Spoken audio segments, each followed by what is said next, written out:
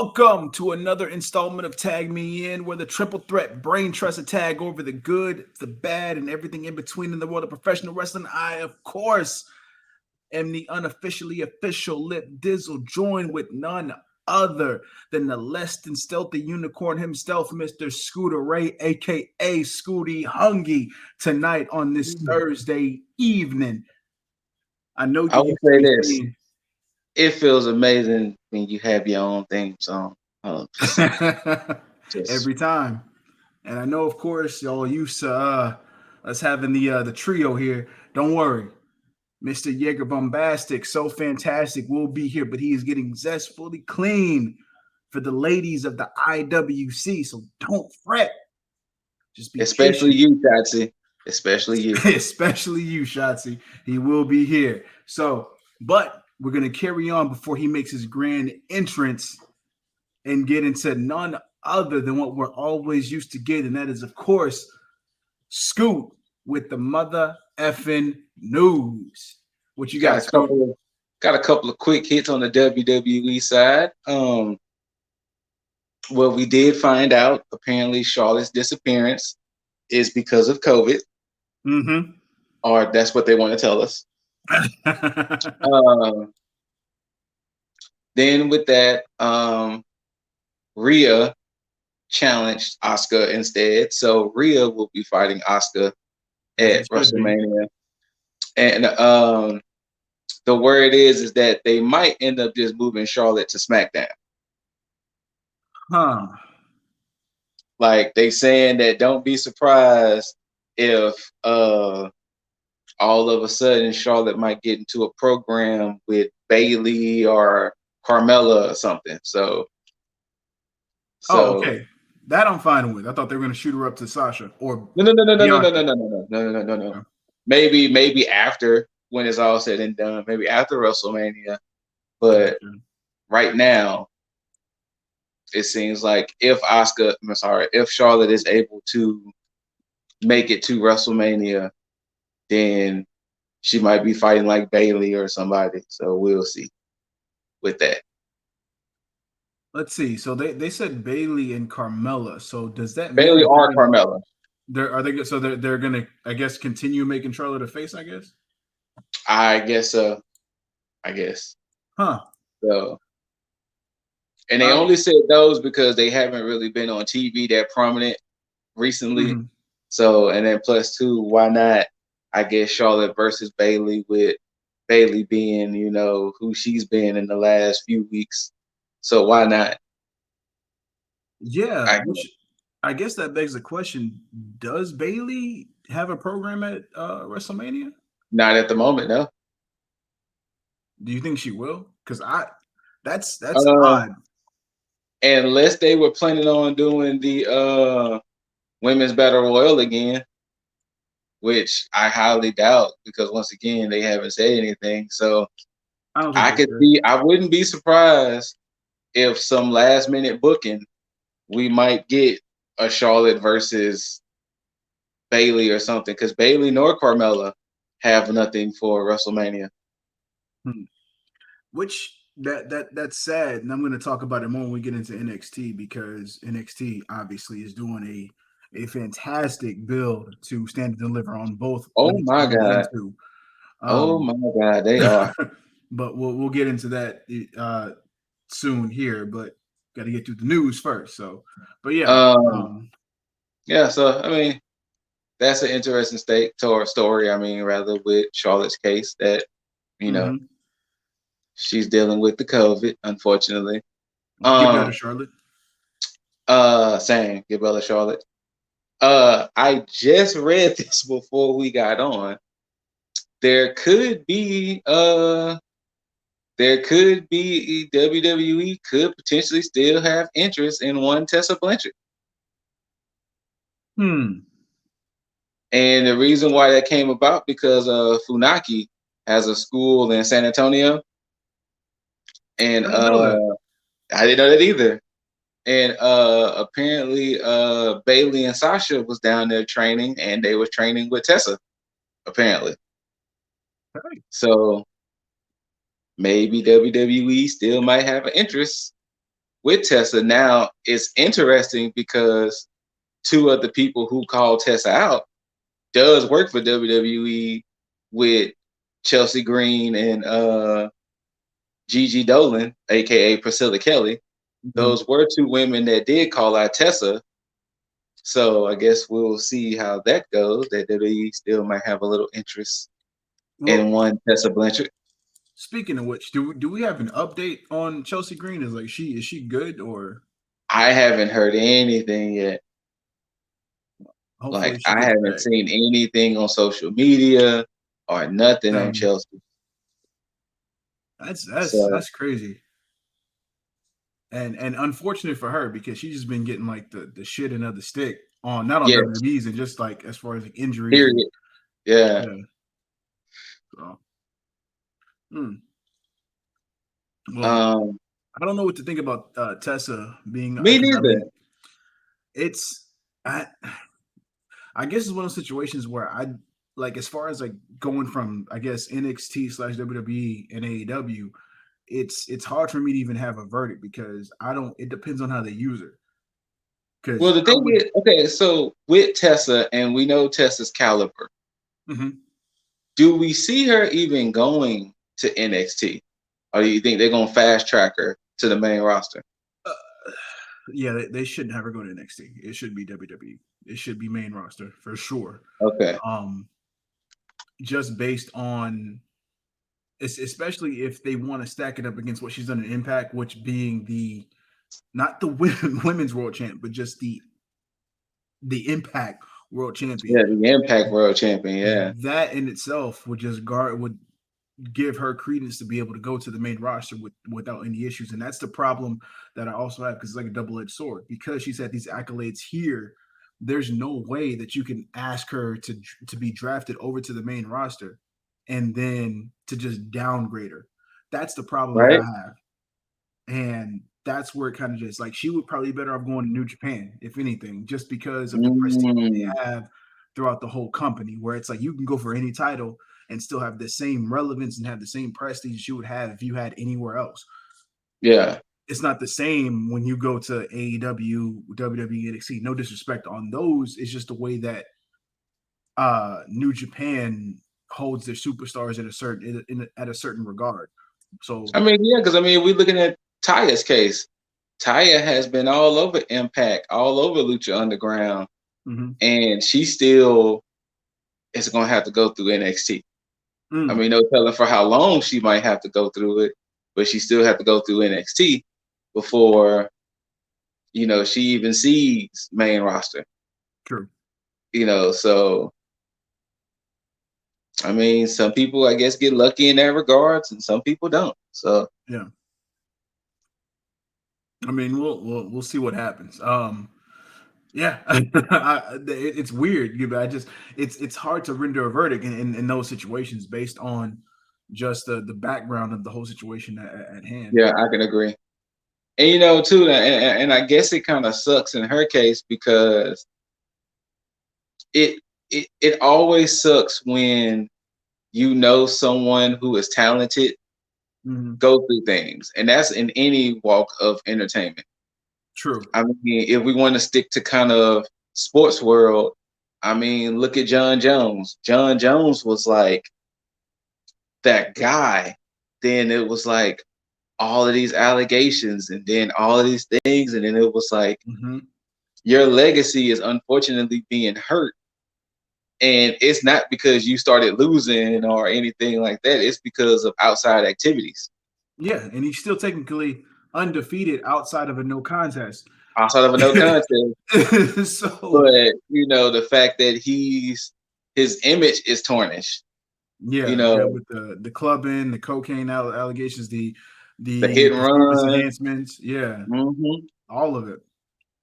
So I mean, it sucks when hell, I mean, if we want to really keep it in the wrestling world, unfortunately, Chris Benoit, you True. know, this is somebody who is regarded as one of the world's best, and he did something, and like it's crazy to know that not only did he do something, but he did something that like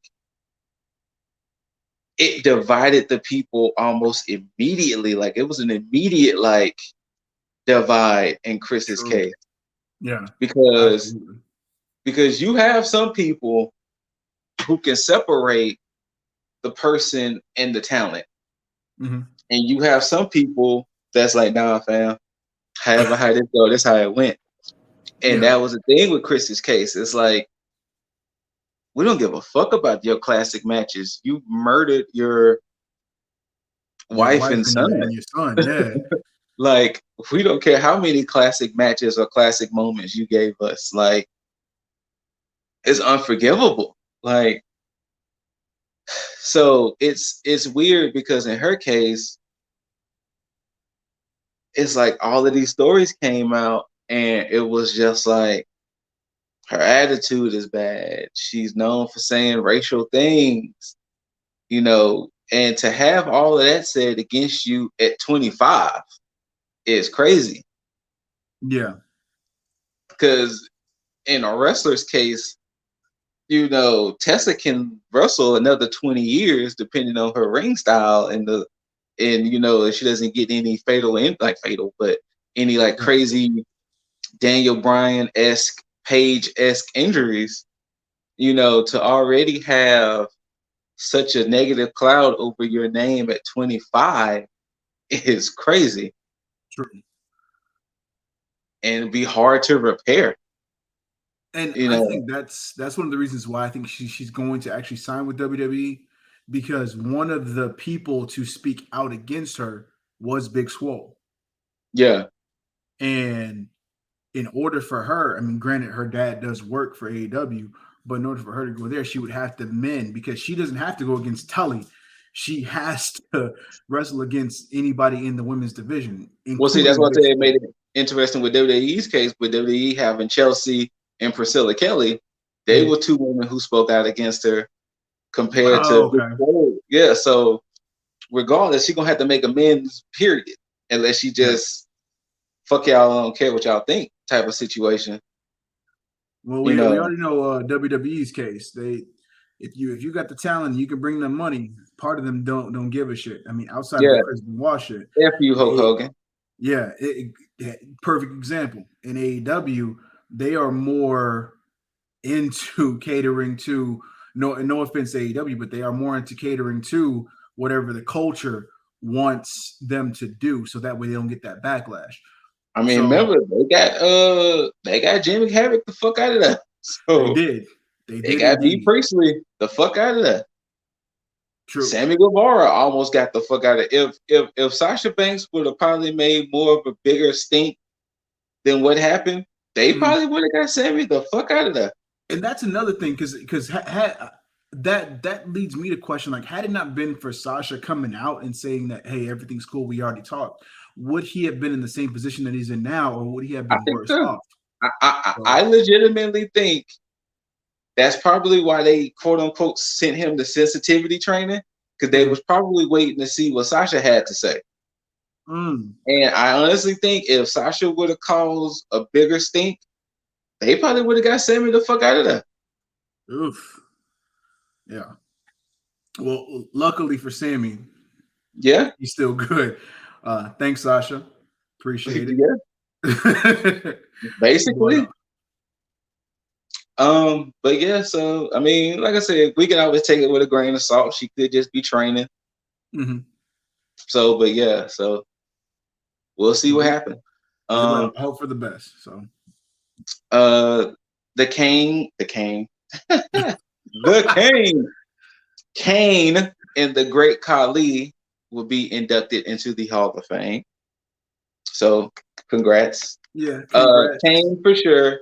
They saying Mhm. Khali is kind of more of the whole India, Huh. Okay. you That's know, interesting. but congrats to Kane and Khali. It's still rumors that RVD is supposed to get inducted, so I guess we'll see. Oh, Yeah, okay. I heard rumors of RVD. I think before they even said Molly Holly. So maybe they might be saving Hmm. RVD. I guess is maybe like the big name, even though I thought Kane would have been the big name. But Yeah, um, Kane should have been inducted a long time ago, but yeah, Yeah. Batista did confirm on his Instagram that he will not be inducted into this Hall of Fame due to his scheduling conflicts. So he will be inducted on a later date, aka, like I said last time, when they get a crowd. Yeah. So that's when the Animal will be inducted. One other quick hit. Everybody's favorite group, Retribution, is probably finally breaking up. Now, of course, I Yeah. did see Fastlane. Yes. Saw the fallout, obviously, but yeah, we talked. We talked about it, but the rumors were Ali was supposed to be hurt. And there's the man right there, Shotzi. There you go. He's here, Oh, me? Shotzi. Wait, is she here? Where's she at? Miss you, boo. Anyway. I got to stop with this before it gets like bad, guys. Like there's gonna be some kind of like side forum that's gonna be like, I wonder if he really knows. I mean, like, you're like, damn it, just like chill out. No, I don't need that kind of heat. Right now, of course, I didn't see Raw, so I don't know what the fallout was of Retribution. I don't know if they even had a segment on Raw regarding. Oh, they did. Okay. No, oh, they didn't. No, they did. The rumor is. Hold on. Like hearing from a half a room away. No, I'm still in the same room. Oh, excuse me. The rumor is Ali's supposed to be hurt, and that's why they're splitting up Retribution. All because of Ali. Deal. Yeah, apparently Ali's supposed to be hurt. There we go. And they thought that he was going to need surgery, but he confirmed that he doesn't need surgery. So maybe he just might be taking time off to heal up, and from there they're going to just break up Retribution because they wasn't on Raw. Okay. Excuse me, Monday. So maybe after WrestleMania, they might reintroduce Shane Thorne, Mia Yim, D.L. Madden, and Dominic Dijakovic. So can I just ask the question? Which brand is going to be the first to do intergender wrestling in the States? Well, I mean, like, of the big brands, I should say that. Well, because, we've had all of our indie promotions. WWE teased it a few times by having, like, Reginald versus Sasha Banks, or when Asuka was fighting James Ellsworth. So they teased we did have Bliss and Orton. Bliss and Orton, yeah. But that was come on. I know. Two accurates. Like, I'm talking, let's get some Pro Wrestling Guerrilla, Candice LeRae, and insert name here. Like, he did a scummy thing. Anyway, yeah, we're not gonna mention him. No, we don't need to. I do feel bad for one of my friends though, who like bought his shirt and like loved his character and all that. Yeah, he's like, well, I gotta go find a shirt to replace that shirt. The most we'll get as far as intergender shit would be certain spots, i.e., Nia Jax in the Royal Rumble. 2 years ago. Yeah, where that should happen. I believe that. Orton and Stacey Keibler with the RKO. Certain situations where Zelina Vega would give the Hurricane Rana to somebody. Yeah, true. Shit like that. But I don't think it's going to be a full-on like match outside of Bliss and Orton. Which, like I said, you see, I was waiting for that Stacey Keibler RKO to happen to Bliss too, and I was like, is he going to do it? Are they going to actually have him do it again? And then it didn't, and I was just very disappointed.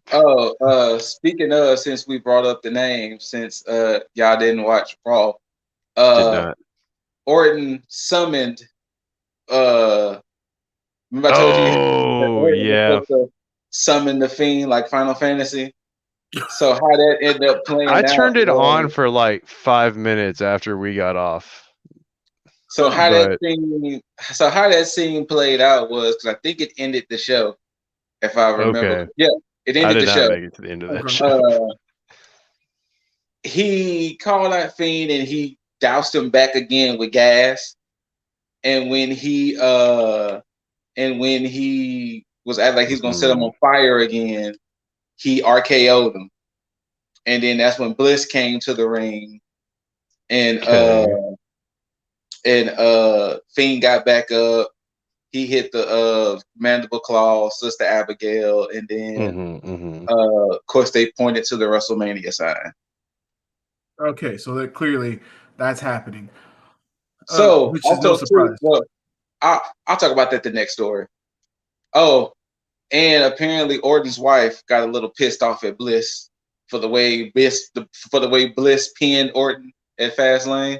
Oh, come on now. Now, on Monday, I came on here and I mentioned that little straddle.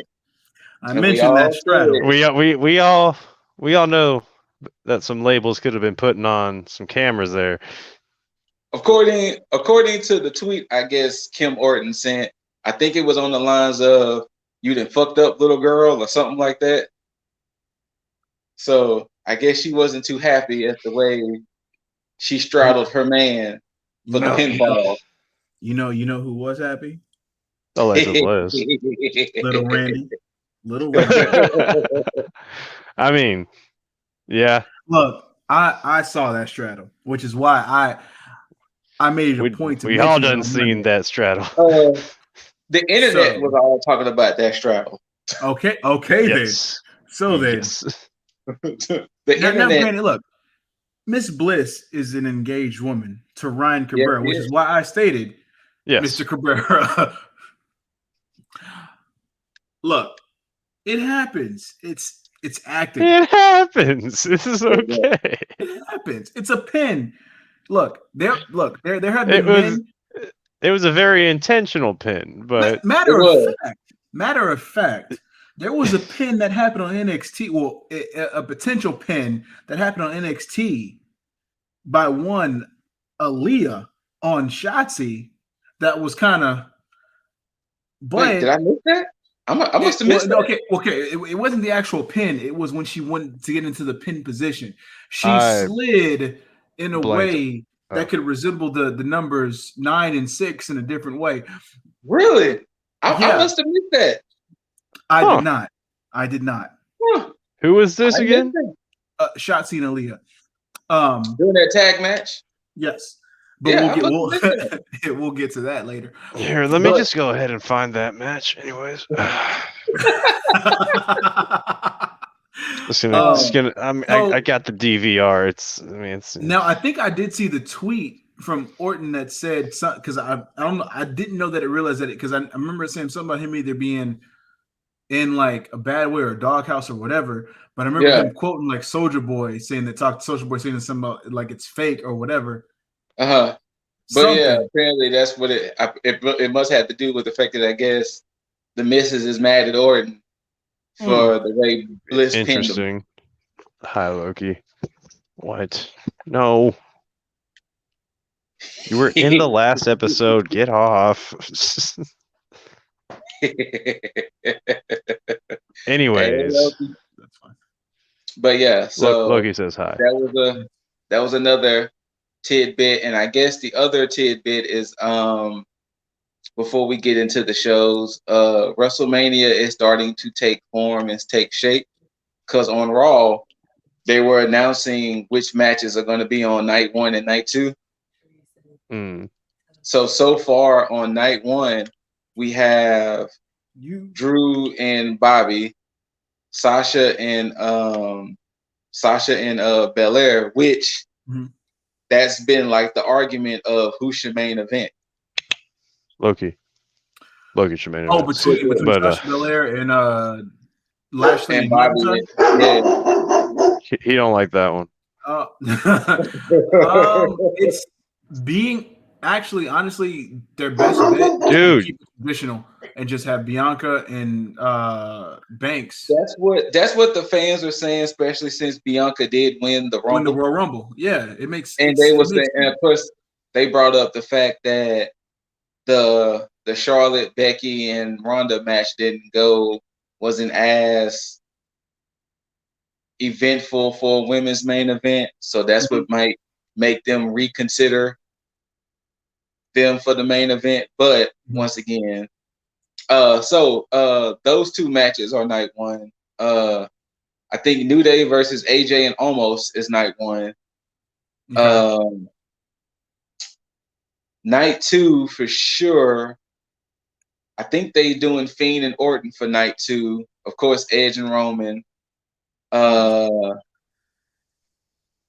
think Braun and Shane was night one as well. They need to pre-show that shit because I don't care. And I know for any of that. Oscar and Rhea is night two. Oscar and Rhea should be night two. Yeah. Matter of fact, they should flip match it. I can't remember. They need to flip it for night one. They need to have the WWE Championship be before the SmackDown Women's Championship match, and then on night two have the women's Raw Women's before the Universal Championship. Yeah, they might do it that way. So wait, what about have they confirmed what the SmackDown tag match is? Not yet. I'm pretty sure it's probably going to be some type of 4-way ladder match. I wouldn't be surprised. That's what I was thinking too. I'm pretty sure probably it should be. I think Friday, because I'm pretty sure Friday we're going to get a confirmation of Seth and Cesaro, the tag team title match, and probably KO and Sami Zayn. That's probably going to be confirmed tomorrow. And I wouldn't be surprised if maybe Daniel gets added to that Roman Reigns and Edge match too, because that's been a I definitely saw that happening. We got 2 to 3 weeks before WrestleMania.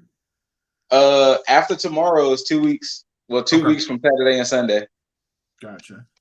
Mm-hmm. So that's what WrestleMania is looking like so far. Is they haven't announced yet if Orton and Bray is going to be some type of specialty match, but it does seem like, yeah, most likely, and it does seem Inferno like, match, and it also does seem like Fiend is summoned by like a Jack in the Box. So wait, does he look the same? Yeah, he still had that same look. Toxic Avenger. God damn it! Telling you, I can't unsee it. In my childhood, yeah.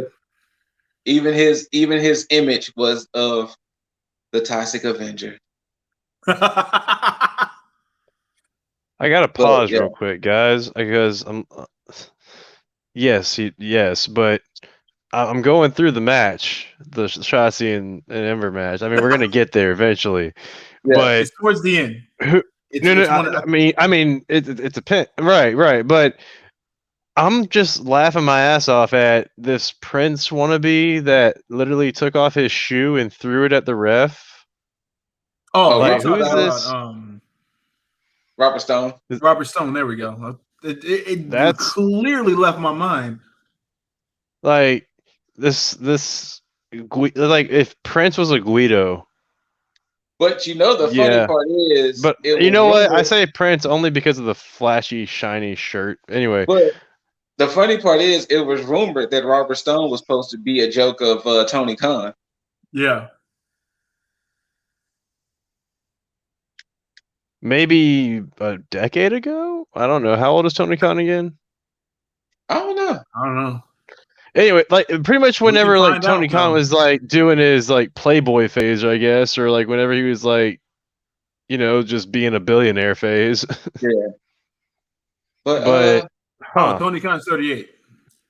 38. Yeah, so I could see a 10 years ago Tony Khan being like that. Robert Stone should be damn near around the same age. I would assume so. Let's just say I'm just gonna type. I mean, he had a pretty long career in TNA. Yeah, that's why 37. 37. Okay, I'm about to say I know Robert Stone should be around the same. Oh, in case we've been wondering, Aleister Black apparently has been dealing with injuries. That's why he's been gone. Plural. Holy shit. Apparently, he has a bunch of minor injuries. And I guess he's been healing up and resting up. So apparently that's why Mr. Black has been gone. And apparently word has also came out that Keith Lee had some type of health issues. They didn't expose what, but that's the reason why Keith Lee hasn't been there. And you know what? I'm gonna say, and of course, I would hate for there to be any issues with him, but I'm gonna say that it could be a blessing in disguise. Just keep him off TV. Hopefully, the situations are minor and Yeah. just slowing him down rather than impeding him in any like detrimental way.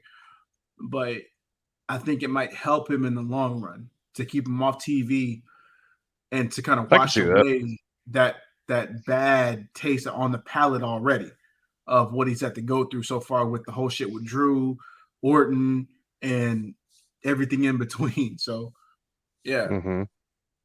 It makes sense. Get well, Keith. As well as you, Black. Especially those two. I think that is Yes. all my news. Jaeger, if you want me to catch you up real quick, the main thing we really talked about before you jumped on was there could be a potential interest in WWE and Tessa, only because Funaki has a wrestling school in San Antonio, and Tessa was spotted training with Bailey and Sasha. So is she in San Antonio or something? I don't know. Maybe. Oh, I was just wondering what the Funaki relation was. Like, does she train with Funaki? I don't know. Maybe she needs a friend, and Funaki was there to help. Maybe. Who knows? But if that's all the news you got, Scoot, we can go ahead and dive right into ye old NXT. Yeah, that's it. Which I will say this before we even get started with NXT. It was a slow burn for me. Like that's as far as the beginning of NXT kind of didn't have me engaged as it did when it got into like I guess the pre-middle of the show. And then I was like all for it. But to start off, we kind of jumped right into it, and that was the tag match between Zoe Stark, Io Shirai versus Raquel Gonzalez and Dakota Kai, continuing on from the events that happened last week, where Dakota Kai wanted this match to basically enforce the strength that her and Raquel had moving forward. Again, I stand by my stance. You're good with that championship, girl. Yes, she will. I will. I'm gonna stay on my stance until Zoe Stark changes her ring attire. She just it's so bland to me. Like I wish, and I know it's gonna change eventually, but you know what the thing is though. Every time you say that, and I watch Zoe Stark, and I look and I'm thinking to myself, what could it change to though? I mean, a singlet, fucking long tights with a different top. It's so fucking generic that what she has right now. Because I tried to picture it last night when I watched it. I was like, okay, if she was in a takeover main event or marquee match, could I see her taking the title? And if she did take the title, would she look like somebody that I would see as a champion? Yeah. Like, and I look at them like there's no real unique look. Like if you go across the landscape of what everybody has, even Aaliyah right now, somebody who is probably used as enhancement talent, has more of a look than Zoe Stark. And they're pushing Zoe Stark. Whoa. So yeah, like that's my thing on that end. And I don't get why. Like, and again, on that and again, they may be taking their time with her.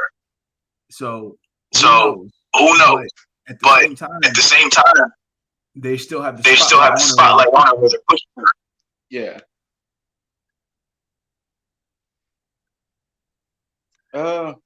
I would say To be perfectly honest with you, I was actually surprised at the outcome. What of the match? Yeah, I thought Stark, and Io were gonna take it. Nah, I wasn't I can see that and Raquel to win. Small echo. Oh wait, hold on. Is it me? I don't know who that is. Hold on. Hello? Hold on, let me. Wait, I hear an echo off of Lip and myself. So Scoot. Can you I hear don't me? hear Scoot. I hear you. Oh wait, there's no echo now. There's no. Oh yeah, I think we're good. There is no echo. Yeah, but okay. No, like so. Back to what you were saying, Scoot. Like I think I was hoping for this outcome because, and it's like we talked about last week when I talked about like because we all believe that Raquel's going over on Io. Yes. I just don't want Dakota to get left in the dust on this end. So I want her to continue to look strong. And I feel I feel that Zoe was put into this match primarily to take the pin. And then when I actually saw how it went down with Raquel though, did you see the way she woman handled Zoe with one arm, big booted Io off the ropes, and still delivered that devastating one? I mean Raquel though. Yeah. But yeah. And then she went out there and was like, nah, Io, I'm gonna go and give you this too, right quick. And gave her that power bomb on the announce table.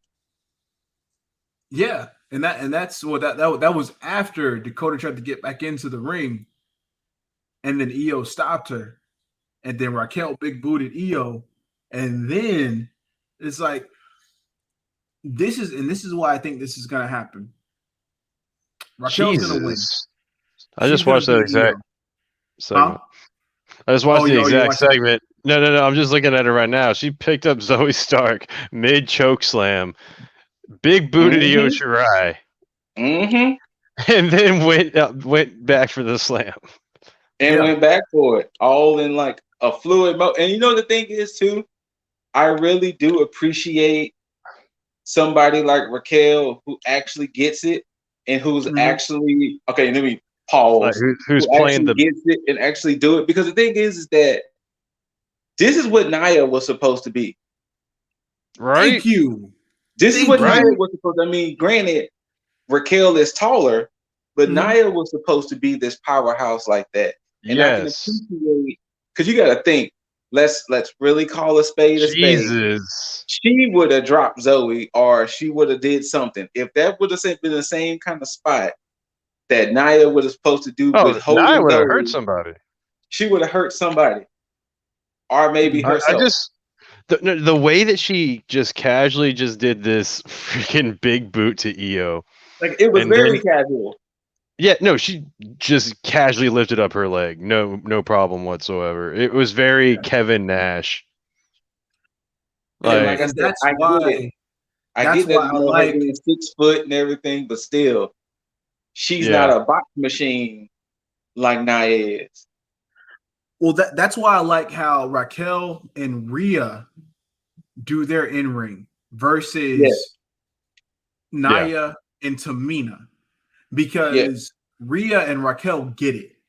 They understand like what it means, because they again, and I've praised Rhea for her selling ability, even though she's a tall woman as far as like stature goes, she's still able to sell when she gets hurt and still look strong in the event of a match. And the same thing with Raquel. Raquel can still look hurt, but she can still be dominant within the match and understand like the psychology it takes to be a big woman within a match. And I feel, ain't it crazy to think that Rhea is like 5'8", 5'9", but that's like I think she's so tall. 5'9". Yeah, she's 5'9". That's like so tall compared to the women. I thought she was like 6 foot. No, Rhea Ripley's Raquel is only like legitimately 5'9". Raquel's 6. Yeah, Raquel got to be like 6 foot, right? Yeah, Raquel is 6 foot, but Rhea's only like 5'8", 5'9". Mm-hmm. I'm taller than Rhea, and she can definitely kick my ass. Let me just double check what I Rhea's just height want her to is. be taller than me right now. Like Yeah, that's Rhea, not something okay, I was no, sold. Rhea's height is 5'7". Oh, 5'7". See, it's even And Even less. worse. yeah, Raquel is 6 foot even. I would say, I Wait, know so how Raquel is like short is everybody else? Like, how short is? that's Let, why I was getting at. That's your That's why I point was that you were getting getting at. at. Yeah, yeah. Io I Shirai was like, is 5'1". What and I Just about to know give you an Bliss is, idea. Kai? and I know Bliss is at 5 feet even. Yeah. Yeah. What about Kai? I has probably about to be the same. She's gotta be like 5 even. Go to At the most Kai. 5'2". Let's see height.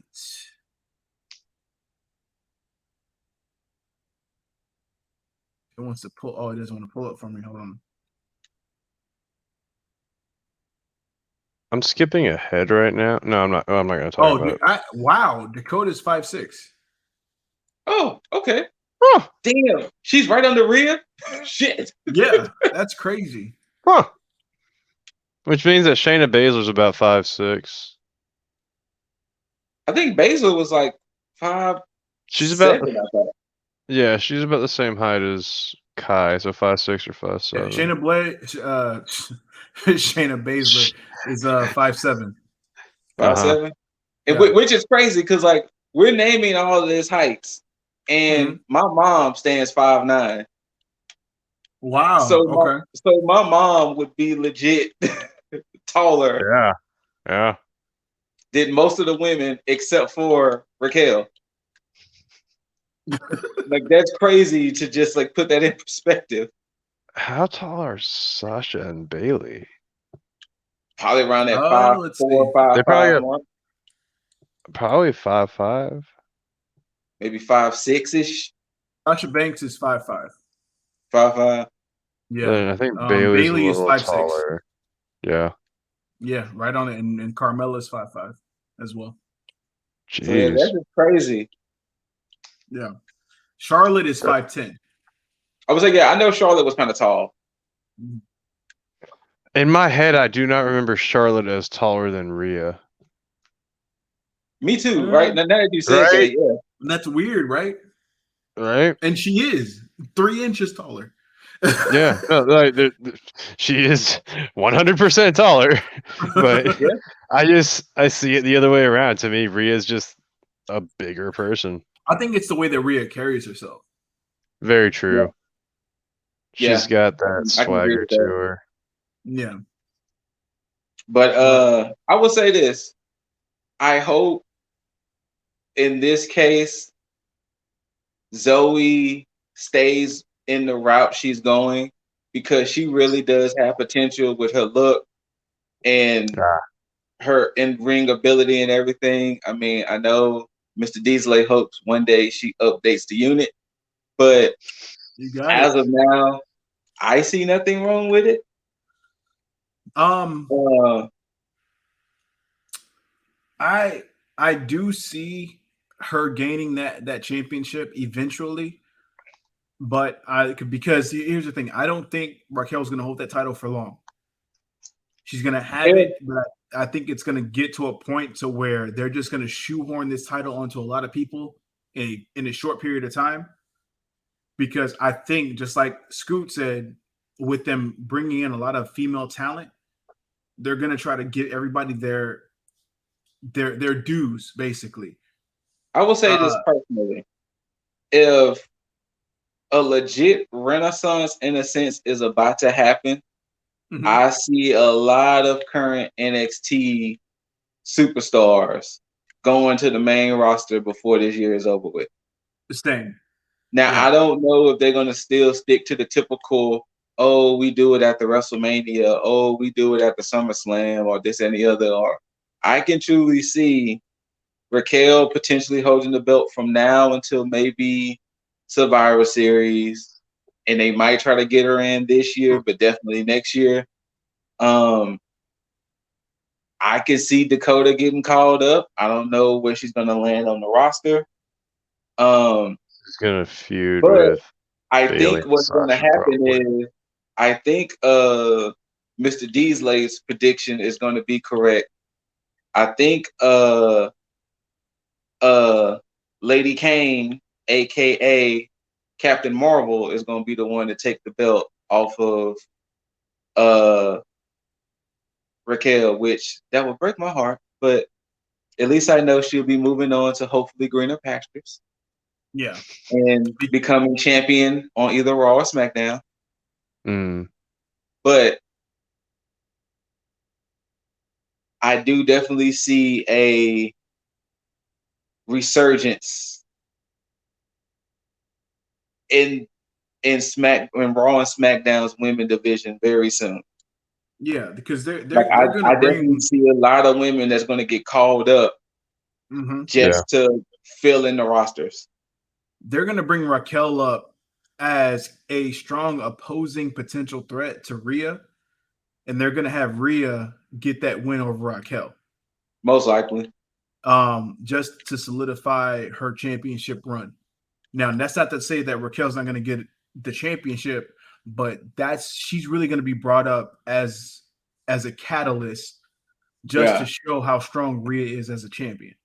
To get to and to basically get Rhea's win back from her loss over her loss from Raquel in NXT. Yeah. And it sucks for Raquel, but at the same time, it's going to be a good showing for her as well. So, yeah. Only if it's all booked correctly. And it should be. It better be. But once again, we keep praising, and I really do mean it. Honestly, I look forward to all the women segments in NXT first before what the fellas are doing. Okay, you know what? To be perfectly honest with you, right now, if it wasn't for this Finn and Cross and Cole and O'Reilly situation, I wouldn't really care too much what the men are doing. It's like, man, you can make the whole show based on the women, and I am there.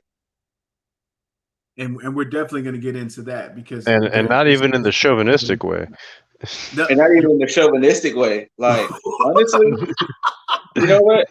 Like, real talk, honestly, I would not be surprised before this year is over with. Evolution 2 will be on NXT. Who's going to be Evolution 2, though? All the women of NXT. And they might you mean like the pay-per-view? I thought you meant like the stable Evolution. No. I'm talking about the pay-per-view. My bad. I'm talking about the pay-per-view. I have a feeling NXT might do it again. Like NXT might make Evolution 2, and they might get women from Raw and SmackDown to come to probably do a couple of dream matches here and there. But I can definitely see Evolution 2 being an NXT thing, and I am 100% here for it. It would make the most sense for it to be an NXT thing. So I am definitely all for it. But of course, Raquel and Dakota go over. I'm happy about that because Dakota still looks strong. Raquel looks strong going in against Io. I still believe that Raquel is going to win. If Raquel does not win, I would be utterly surprised. Same. Because I wouldn't be able to tell you who's going to take that title off of Io. Period. It should be Raquel. It needs to be Raquel. Do you think they wait to date? No, I'm not going to promote that discussion. It just because it needs to promote the strength of Raquel, because there's nobody else that you could basically put up against Io after Raquel that could take the title. Like this isn't a Finn Balor situation where it's like Finn's been through all these wars and somebody's going to come in to pick the bones off of Finn. This is, and I'm going to get to that promo late. Trust me. But Io has been extremely dominant through all of her defenses. She hasn't come out scathed in any way, shape, or form. So there's no way to be like, okay, well, all right, Raquel can beat her, but she came by the skin of her teeth. Here comes somebody else to pick the bones. Unless it's Dakota. That's the only way you can actually do that right. But at the same time, even then, But even then, by the time Dakota would even get a shot, she being quote unquote recovered by then. Exactly. So So yeah, give it to Raquel and then have them go from there. Period. Leave it at that. But of course, Dakota and Raquel go over. They look strong, and Raquel added the cherry on top by putting Io through a table or through the announce table and leaving it at that. As far as segments, I don't think there was any segment There after were that. two, only just because I just witnessed them. LA Knight did a segment of him like for his debut, and then prior to that, sorry, I got him backwards. But first, it was Kyle O'Reilly making his entrance into the building, and what's his name? Roddy Strong decided to have a couple words with him. Yeah. Gotcha. Roddy said both of y'all can go to hell. Yes. And you know what? I'm glad that they did this breakup with Undisputed Era the right way, where it wasn't like them clinging on to lost hope. It was like, you know what? Fuck it. Everybody, everybody's an ass. Roddy posted on Instagram, it's time to worry about me now. Hashtag Messiah of the Backbreaker. And stand true to that, because he is definitely specialist. So but of course, with all that, wait, hold on. Before we continue though, only because starting off that segment, poor Bobby Fish. Yeah, man, for real. Like you get injured and lose a whole stable. Like Bobby Fish gonna come back and be like, "What the fuck? What happened to everybody? Like, why is this happening?" I take another injury and then I lose all my friends. Like, jeez. Right? Was I really the glue? For real though. But what happened after all of this was probably the first surprise of the night, and that was within the match between Bronson Reed versus LA Knight. Yes, definitely. Because when this happened, I was convinced that this was going to be some type of fuck finish where it was just completely no contest, and it wasn't going to last that long at all, and they were going to hold this off until Stand and Deliver. And then when it kept going on, I was like, well, clearly they're finna let LA Knight win. And it didn't happen like that. No. And once again, if I was a betting man, I would have lost money. Completely. Now, I will say this. In normal cases, if you're trying to build up somebody, I would be like, yo, this is the wrong decision to make. You should have LA Knight go over. But this was his debut match, right? No, it was the second match. It was the second match. Second match. Yeah, definitely still should have went over. Anyways. Correct. But when Bronson Reed went over, I was surprised, but I was happy though. Because with him looking strong, because here's the thing. NXT and WWE in general needs a big man like Bronson Reed. You know, you need your Vaders, you need your Visceras, you need guys like this. Bam Bam Bigelow's. Correct.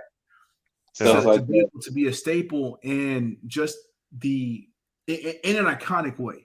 And Bronson Reed is a package in himself. I'm not gonna say he's a total package, but he has charisma, he has mic skills, he has the in-ring presence.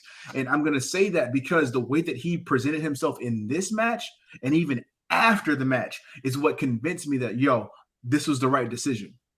Well, honestly, I felt whenever he had debuted, I was kind of like, okay. But when they actually started, they was referring to him as the thick boy and now the colossal and everything, I was like, you know what? He's actually legit coming into his own. Yeah. And it seems like the only thing that will mess him up is if he really starts getting bad booking or he gets in his own way. Yeah. But he really does legit. Like, I can definitely see a Bronson Reed being on the main roster, and I could potentially see in him as a U.S. champion at some point. Yeah. And things like that. Like, I can see him being a very strong mid-carder.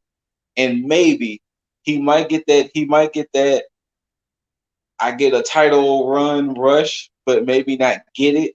But to show that he could actually go against the champs. And Or that's the where I'm at now. at the point. To see him basically as like an upper mid card, can compete for the Yeah. world championship, but not necessarily get it, but still Yeah. be like a top contender. He still has like this much more to go before I'm like, yo, he can win that shit. But right now, I'm like, yo, in what they've announced later, which we'll get into, I'm like, yo, he could possibly win that. Yeah. But we'll get into that conversation later. But yeah, I was surprised that LA Knight lost, but I wasn't surprised in a bad way. I was more surprised that they went with that decision and they kept it from Stand and Deliver. Yeah. But I think it was more so that way they can put them into this gauntlet match, because I know they got the battle Is royal. LA But I'm Knight in pretty it sure, too? huh? Is LA Knight in it? Mm-hmm. They're both in it. They're both Okay. in. I knew Bronson was in it, but I couldn't remember if LA was in it. Yeah, because I think I'm pretty sure both of them are going into the gauntlet. You think so?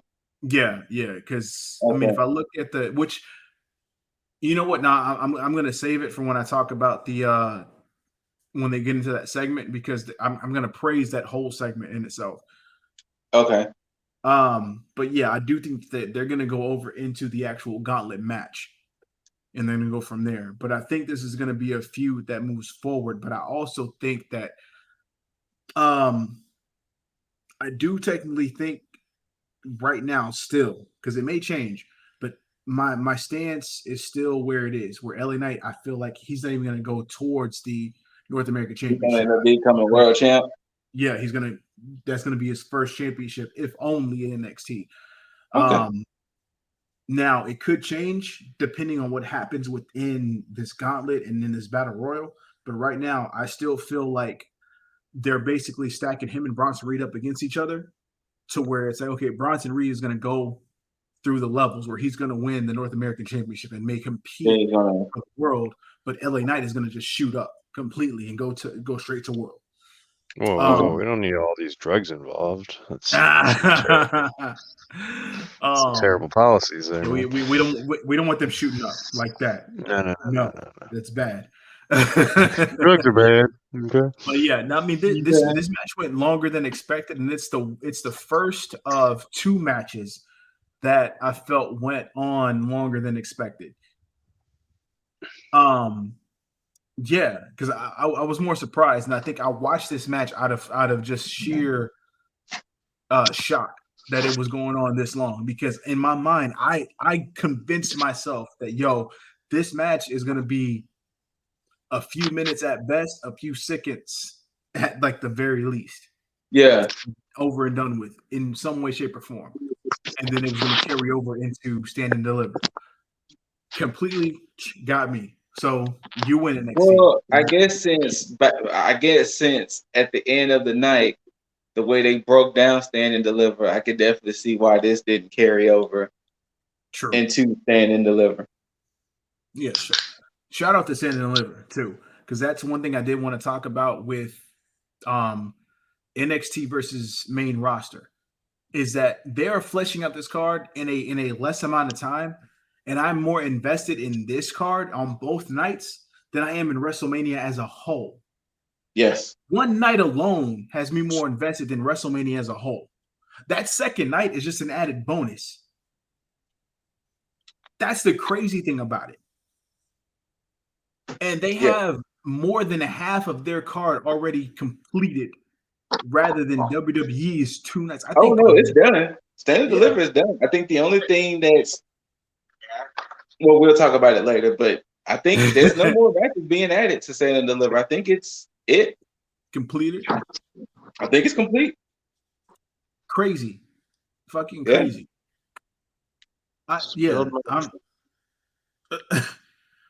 Sorry. But yeah, shout out to both Bronson Reed and LA Knight for this match, because again, I mean, I know I glossed over it, but it still was a good match between both of them as far as like character work and everything. So I'm looking forward to it. I'm gonna say personally, when it comes to both, this is not a NXT shot. This is both NXT and AEW. In this case, I lose all interest when they do picture in picture. Anytime a match goes to picture in Same. picture, I do not pay attention. Same. Yeah, I'm getting sorry. there now. Same.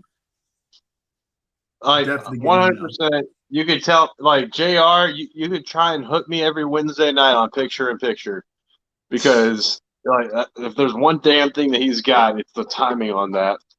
The But moment both of them yeah. companies say something about picture in picture, Yeah. I am zoned out until Dude, I'm on my phone. I'm just like, uh-huh.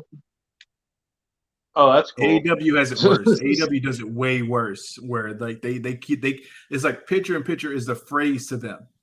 Yeah. No, it is the catchphrase. Like keep the attention here, folks, because we'll bring it to you in picture. I was like, but then not only that, but I think the reason why I think I dislike AEW's picture in picture a little bit more is because they try to entice you with certain wrestlers.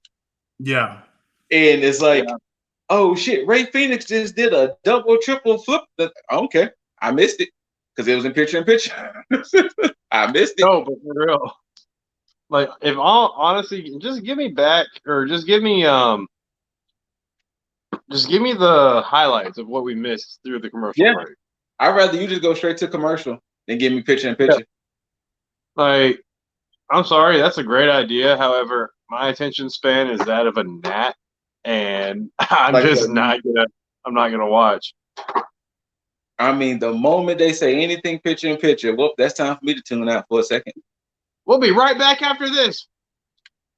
And but I you're will not be going too. And exactly, Loki. Exactly. All right, that's enough. I hated it too, but boy. Right? I like how he gave you that one extra. It's because they pass by, and that's when he initially barks, and then the stairs are within view, so he sees them on the stairs.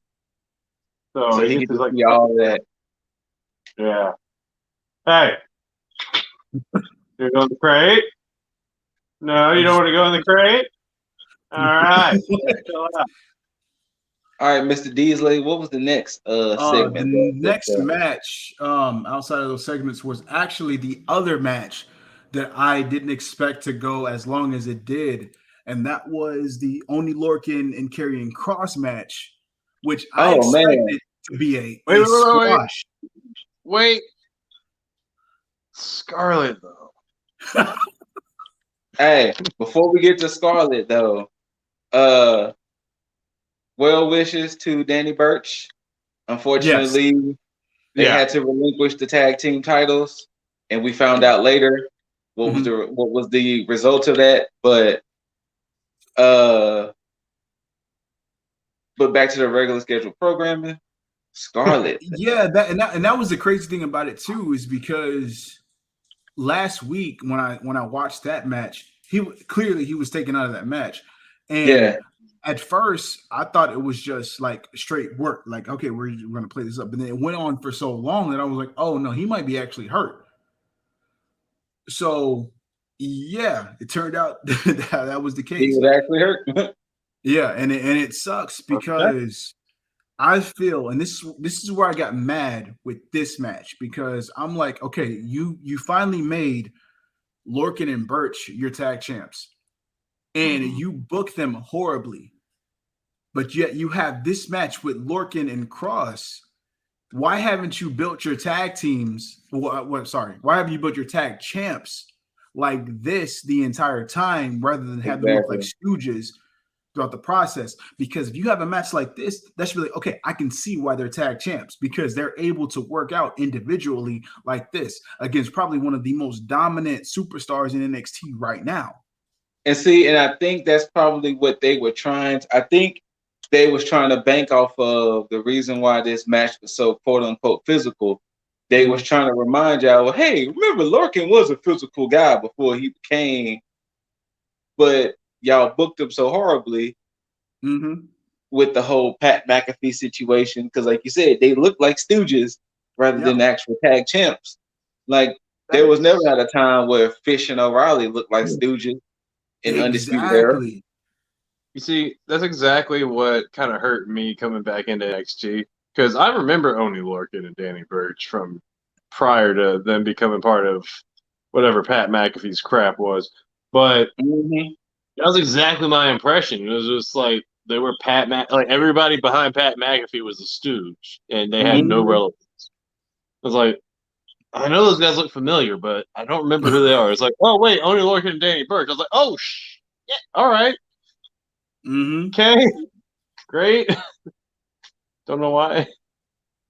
And that's the crazy They thing already about had it. names for themselves. There was no reason for them to join Pat McAfee. Like, I mean, storyline purposes, I get why it made sense, but at the same time, it's almost like they did it, but they diluted what they were previously. Yeah. And that's what I hated, because it made sense when they joined Pat McAfee, but then it's like, why would you do that, but then not carry on what they built up to that point? Yeah. They built up themselves as a scrappy tag team that's willing to put. Hell, I remember that time where they had that takeover match with Undisputed Era, and everybody was like, "Yo, this match was better than we expected it to be." Yeah. Since Lorcan and Birch was technically part of it, and not to mention, Birch competed against Dunn for the UK Championship on, I think, either the third or fourth NXT NXT UK show. Yep. So Before why he not made the take from transition. that? Yeah, it makes no sense to me on why you wouldn't just carry that over. It's seamless. It should not be. It should be completely effortless. But that was one of the times they dropped the ball. But you know, semi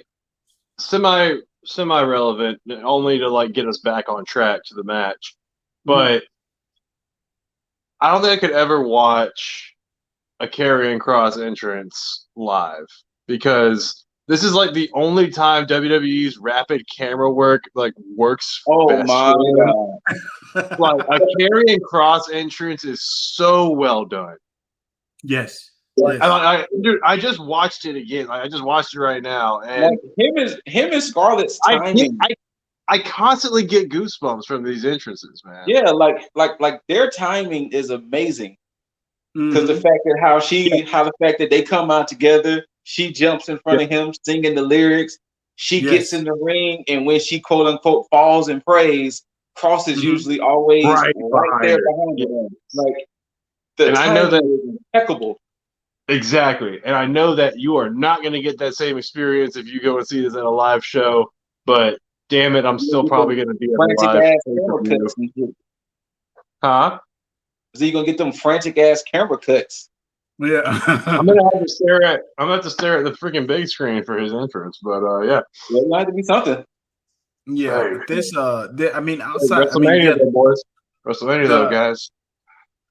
The match in itself was cool, but this was, I mean, the most notable thing out of this match was just the chop heavy offense in this match, where Karrion Kross's chest and neck, for that matter, was welted, bruised, just And I don't know where the blood came from when he was about to do his post-match promo, but it came from somewhere. I don't know if it was from one of the welts or what, but Lorcan just hit hard. Yeah, he got hit hard throughout the match. So shout out to Lorcan for Lorcan sound like one of those Alien Dragunov Cesaro type dudes where they look so small, but they hit your ass. And this was only the start of the chops heard around the world in NXT. Trust me, we definitely will get into.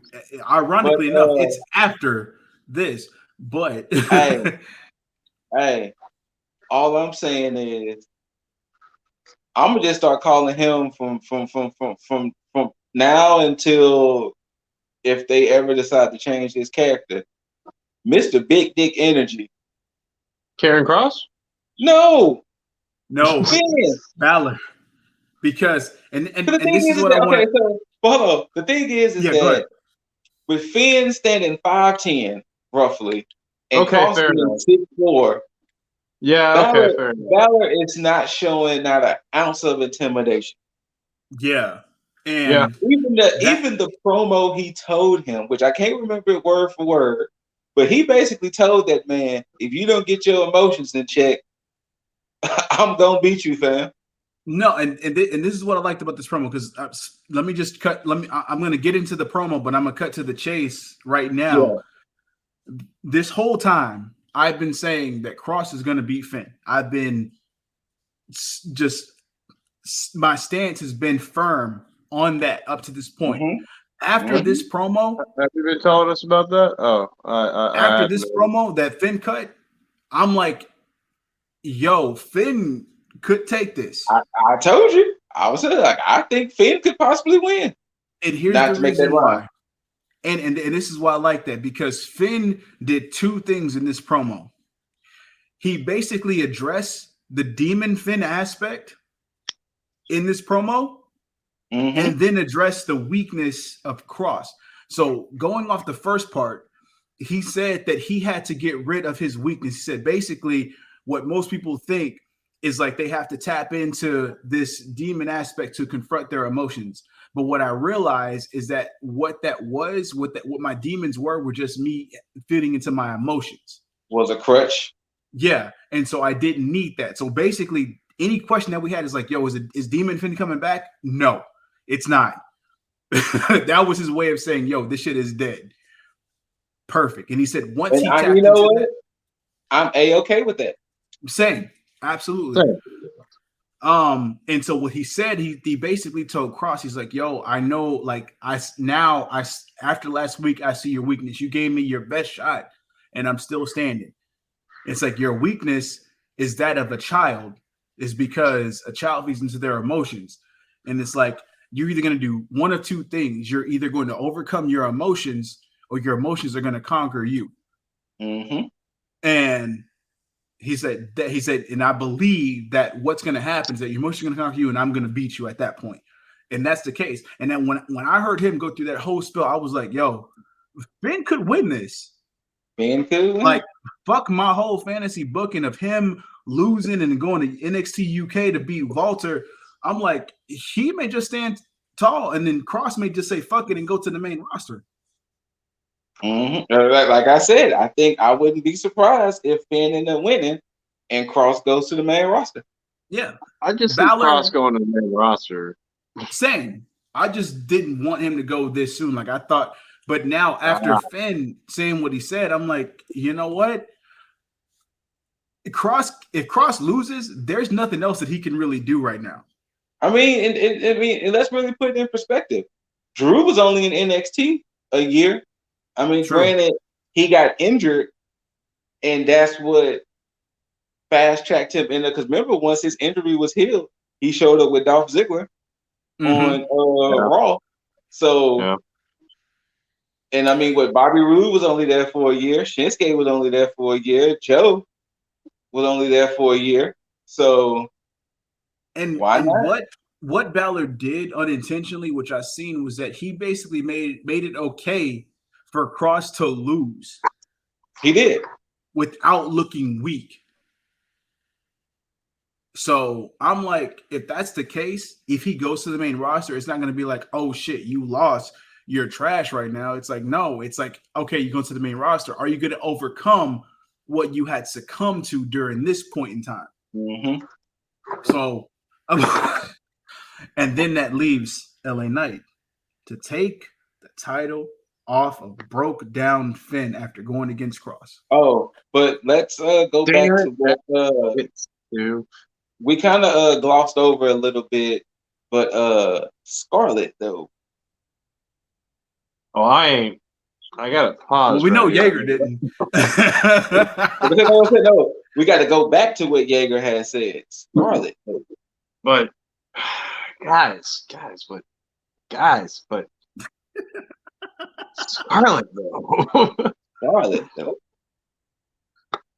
Scarlett though. Scarlett though. Anyway, even when she's like, even in the back of this promo, as Finn is cutting this promo on Karrion Kross, Scarlett though. All I could think about last week was I can see why Orny Lurkin and Birch got talked into that match. Accepted that match. Yeah. You getting all rubbed on and being seduced and shit. I what do you want me to do? You want me to fight your mans? Yeah, why not? You know what? With that, because I know it wasn't like a prominent segment because they talked about it throughout, like as far as like building up the card for Stand and Deliver. Speaking of the tag titles, I want to jump into what the match is now because we talked We about can it mention here. because they just put up a graphic whenever it. Yeah, because we speculated before when because I know Scoot, you posted this to us when they announced the news as far as Oni Lorcan and Denny Burch being stripped of the titles for this reason. I had text that it would probably be MSK versus GYV. I never thought that they would make it a triple threat tag match. But it makes sense. Yes, no, it does, absolutely. Considering Legado del Fantasma has been pretty dominant. Yeah. You know what's crazy though? Why do I see them winning? That's been the weird thing about it. Is that why I've do already I actually see them winning? I can see it happening. It wasn't because, of course, when you look at these situations, you're like, okay, these guys are meant to take the pinfall in any type of situation. But at the same time, I'm like, they actually have a chance of actually winning this match. They actually have a chance. But who takes the pin though? That's if they do win. So this is the thing.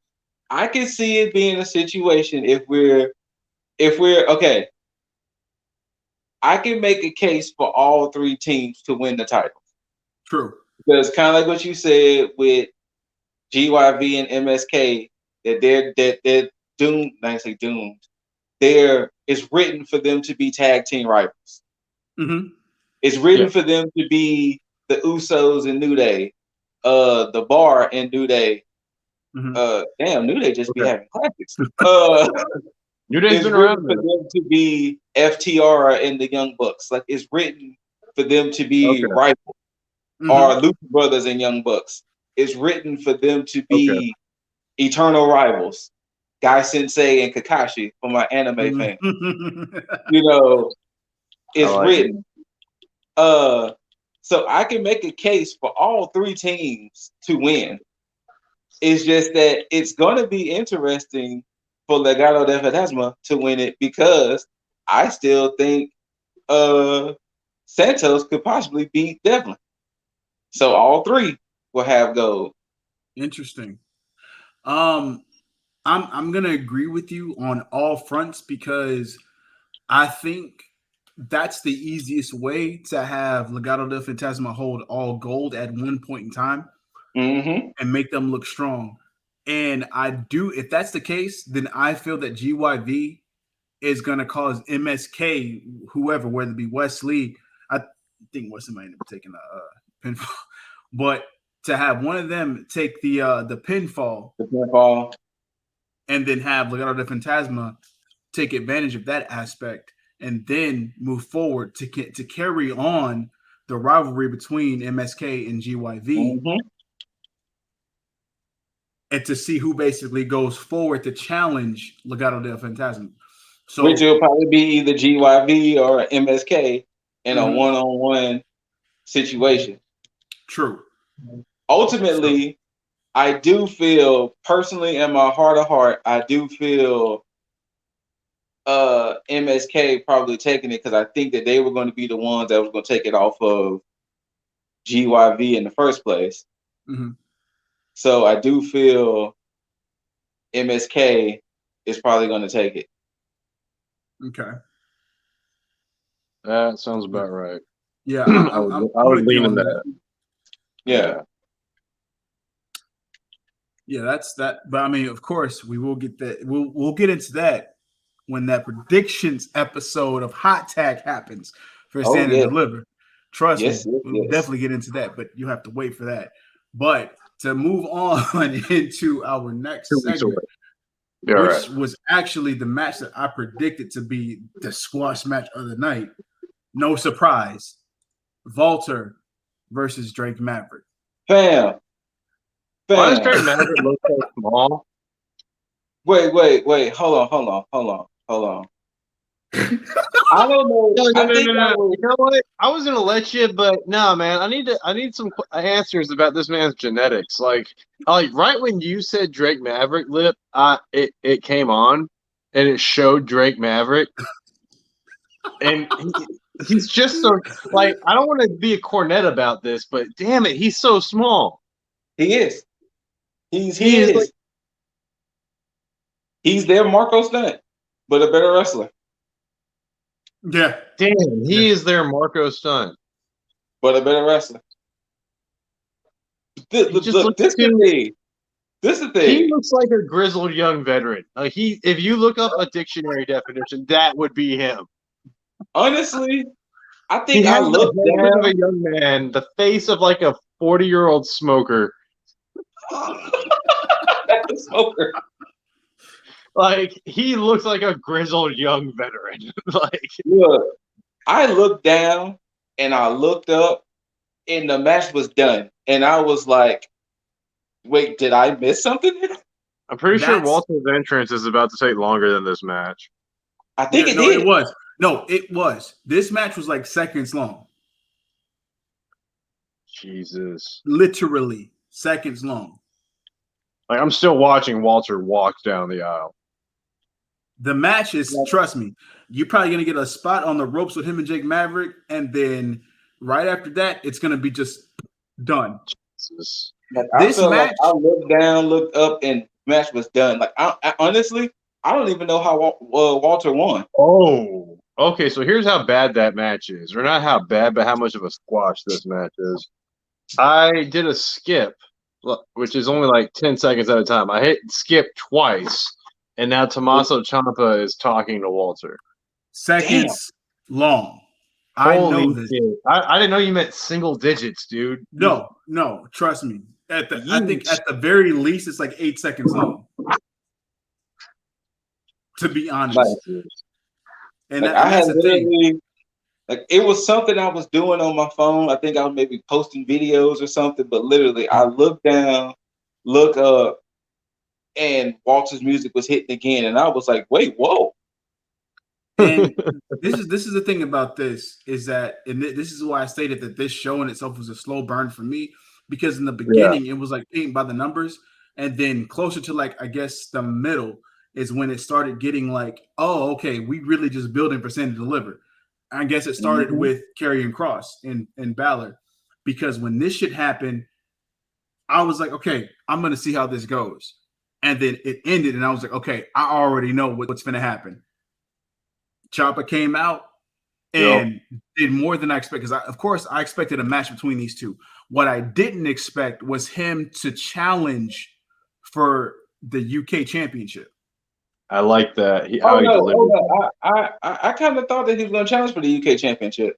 Oh yeah, yeah. I definitely didn't expect that. Yeah. I didn't think it was going to just be a straight up match. I thought he was going to challenge for the UK title. Because the thing is that, so the interesting thing is, if y'all haven't really been paying attention to the UK side, Rampage Brown is the next challenger to Walter, and he's supposed to fight Walter on that UK Prelude. So I don't know. I think maybe to skip ahead just a tiny bit, was Walter and Tommaso day one? I believe that night it one, is rather? day one. Okay, yeah. So if they were night one, then on Thursday he's supposed to fight Rampage Brown. Well, I guess whoever's the champion is supposed to fight Rampage Brown at UK Prelude. Okay, so I don't know if they unintentionally gave a spoiler. It's night one, but this is one of the reasons why I assumed that it wasn't going to be for the title, because I do remember Rampage Brown having his promos about this. Yeah. And that's why I was like, okay, well, they're going to have this match regardless of who wins or loses. Walter is going to actually go into the match with Rampage Brown and then have that shit. That's why I assumed it wasn't for the title. You can actually story build that better too, because then he could like come in the next night and then like be bandaged up and could have had like a slobber knocker of a match, and then could be like why he would lose that belt. Anyways, Yeah. And see, that's why I I was mean saying you I can wanted still that they do that unintentionally. anyways. It's just now that the belt's on the line. I wanted that they unintentionally give a spoiler with knowing the fact that he's fighting Rampage Brown for the belt. Yeah. Gotcha. But Possibly. We'll I see. still think the surprise is Toothless Timmy is joining Imperium. I think that's what it's mainly about. Same thing Yeah. with this match itself. Drake Maverick and Walter was really meant for the segment after the match between Ciampa and Walter, and I love the build for it. Absolutely, I just hate that it may potentially be spoiled because Yeah. Ciampa came out and really cut a nice little promo to build up for it. With him Like, basically saying, he was like, when I said I was intrigued, but when I said I was intrigued by you, I really meant I was intrigued by this, pointing to the NXT UK Championship. And Walter, of course, was like, nah. He was like, no. And he was like, what on earth makes you think you worthy? Exactly, my guy. And then the first a chop from Ciampa came to the neck and the bottom half of Walter's face. That was I could always appreciate. This is one of the reasons why I could appreciate a guy like a Ciampa, and yes, a guy like a John Moxley. I'm giving Moxley flowers. I like how you look at Walter, 6'4", 200-something pounds. He's flanked by Eichner and Bartel, and you still like, nah, fam, I'm gonna still fight you. knowing you're gonna take a 3-on-1 beatdown. You're gonna take a 3-on-1 beatdown, but you're still like, nah, fam, you're gonna get this hit. If I only get one hit, I'm gonna make it worth it. Just like with Kingston. Kingston was like, you know what? If I'm gonna get one hit, I'm gonna make it worth it. Dude, this hit though, like the chop with Ciampa was very audible, but the chop, the response chop from Walter, shit. I'm about to see it. To see his hand hit that man's chest like that, that's gonna make me want to fight you for real. Oh, he grabbed him by the beard. Yeah, twice. Then he put his knee on his neck. Then he yanked his necklace. But remember he yanked the necklace. Mm-hmm. And then the chop happened. They held him. This is an unanswered chop. Like if it was full force. It was pure. Oh no. I'm good. Don't need it. Like no, but thing is, when I seen both chops from both of them, I'm like, yo, this match in itself, I can't wait for. Hey, I just thought of something. For every Walter chop, you get $1,000. How many you think you would take? Wait, you mean before I crumble? No, for every chop if he puts you in the corner, and for every chop you take before you crumble, you get $1,000. How many chops do you think you could take before you crumble? I'll probably take 2, max 3, because I think the first one I'll be like, yeah, that shit hurt. The second one I'll be like, yo, this was a mistake. And then the third one will be just like, yo, I'm really making a mistake, because I know after the third one I'm done. Like the second one I'm done for sure, but the third one would be me being foolish and being like, yo, I can take this third one. Let me get that 3,000. But I'm gonna be like, I'll regret it. If I could get past the second one, I would. No, because again, like you just said, first one you're acknowledging the pain. Second one, okay, the pain is now real. Mm-hmm. If I can get past the second one, I would push my limit. Yeah. If I can get past the second one, I'm going for 5. There Do we you go go. for Yeah, five? you know what? That's a I'm going good for five. solid number. Five. I'm I would going go for if five. if I can okay, wait. Let's really be real. If I can get past the first one, if I can get past the first one, You can go for five. I think I'm gonna try to shoot for five. Your All chest right. is gonna let carrying across his chest and neck. I'm probably gonna look like Daniel Bryan, fam. What you talking about? Look, man, if it gets you either of their wives, I mean, that's a win. But yeah, I think if I can get past the first one, I think I can take five. There we go. Well, of course, we already know that this match is set up for Takeover Stand and Deliver. Another match that was set up. Well, basically, it was set up last week, but the roster, as far as for the match, the lineup changed up because it was supposed to be the women's NXT tag team titles on the line between Shotzi Blackheart and Ember Moon. My bad. There was another match that might be added, and this was it. This could be added tonight too. What's that? The end result of this match. Oh, okay, gotcha. Yeah. Well, Blackheart and Moon were supposed to go up against Aaliyah and Kamea. Yeah. Was Jessica it Kamea? Maya. Oh, Jessica Maya. Yeah, you're right.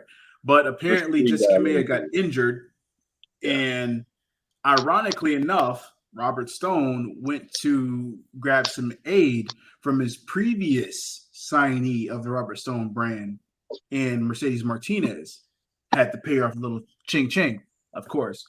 So she accepted the dollar signs, of course, to basically be Aaliyah's impromptu tag team partner in this match. She told that man, I'll take the other half after the match. Yeah. New deal. This is only half. I'll take the other half at the when this match is over with. Which, of course, I will say did kind of I was worried for a second because I was like, wait, maybe they can actually take the titles from them if Mercedes Martinez is interjected into this match. Well, honestly, to me, it turned into a squash match. It turned from a squash match to a legit match. Yeah, correct. I'll definitely say that too. And it came off that way. Hold on. Before we continue, Jaeger, you have things to say about one Shotzi? Of course he does. Which Mr. Beasley needs to update the graphics. I mean, what can I say that she doesn't already know? You know, I mean, let her know. Shotzi, fantastic match. I did not catch her. I guess I didn't see this 69 moment, but I didn't either. That's what I'm saying, right? Like, apparently, yeah. But I'm sorry. Johnny Gargano's bit is going on, and he's yelling at Regal. But no, Shotzi, Ember, very solid match. Good match. Again, it kind of got predictable, but seeing that even though it was predictable, they still had a good match. Like, it's always a welcome sight. You know, I can see I think this is the issue at times I have with AEW more than NXT, because I feel sometimes with AEW, the squash, like, a squash match and know who's going to win matches, but then they still give off this competitive contest, and it's like, just let that man go ahead and win and call it a day, or let that woman go ahead and win and call it a day. They could be giving us quicker matches and then giving us more matches. Like, because there are some matches on Dark that go by that are like, this could have been on Dynamite, or this could have been on Dynamite. So, I mean, if you let us, like, call a spade, let a squash match be a squash match, and then, have a couple other ones where they give a solid, like, I don't know, 5 minutes or something. We don't need we don't need picture in picture for every freaking match, man. No, we don't. We really don't. It's true. But let's fast track it a little bit. We knew what this was about. We knew Indy and Candice was waiting in the wings to challenge Of course. for those belts. We knew it was. And we've talked about it before. So yeah, you're absolutely right. So this was the match I think that could get added to maybe night 2. Okay. Okay. I agree. Yeah, be an appropriate spot.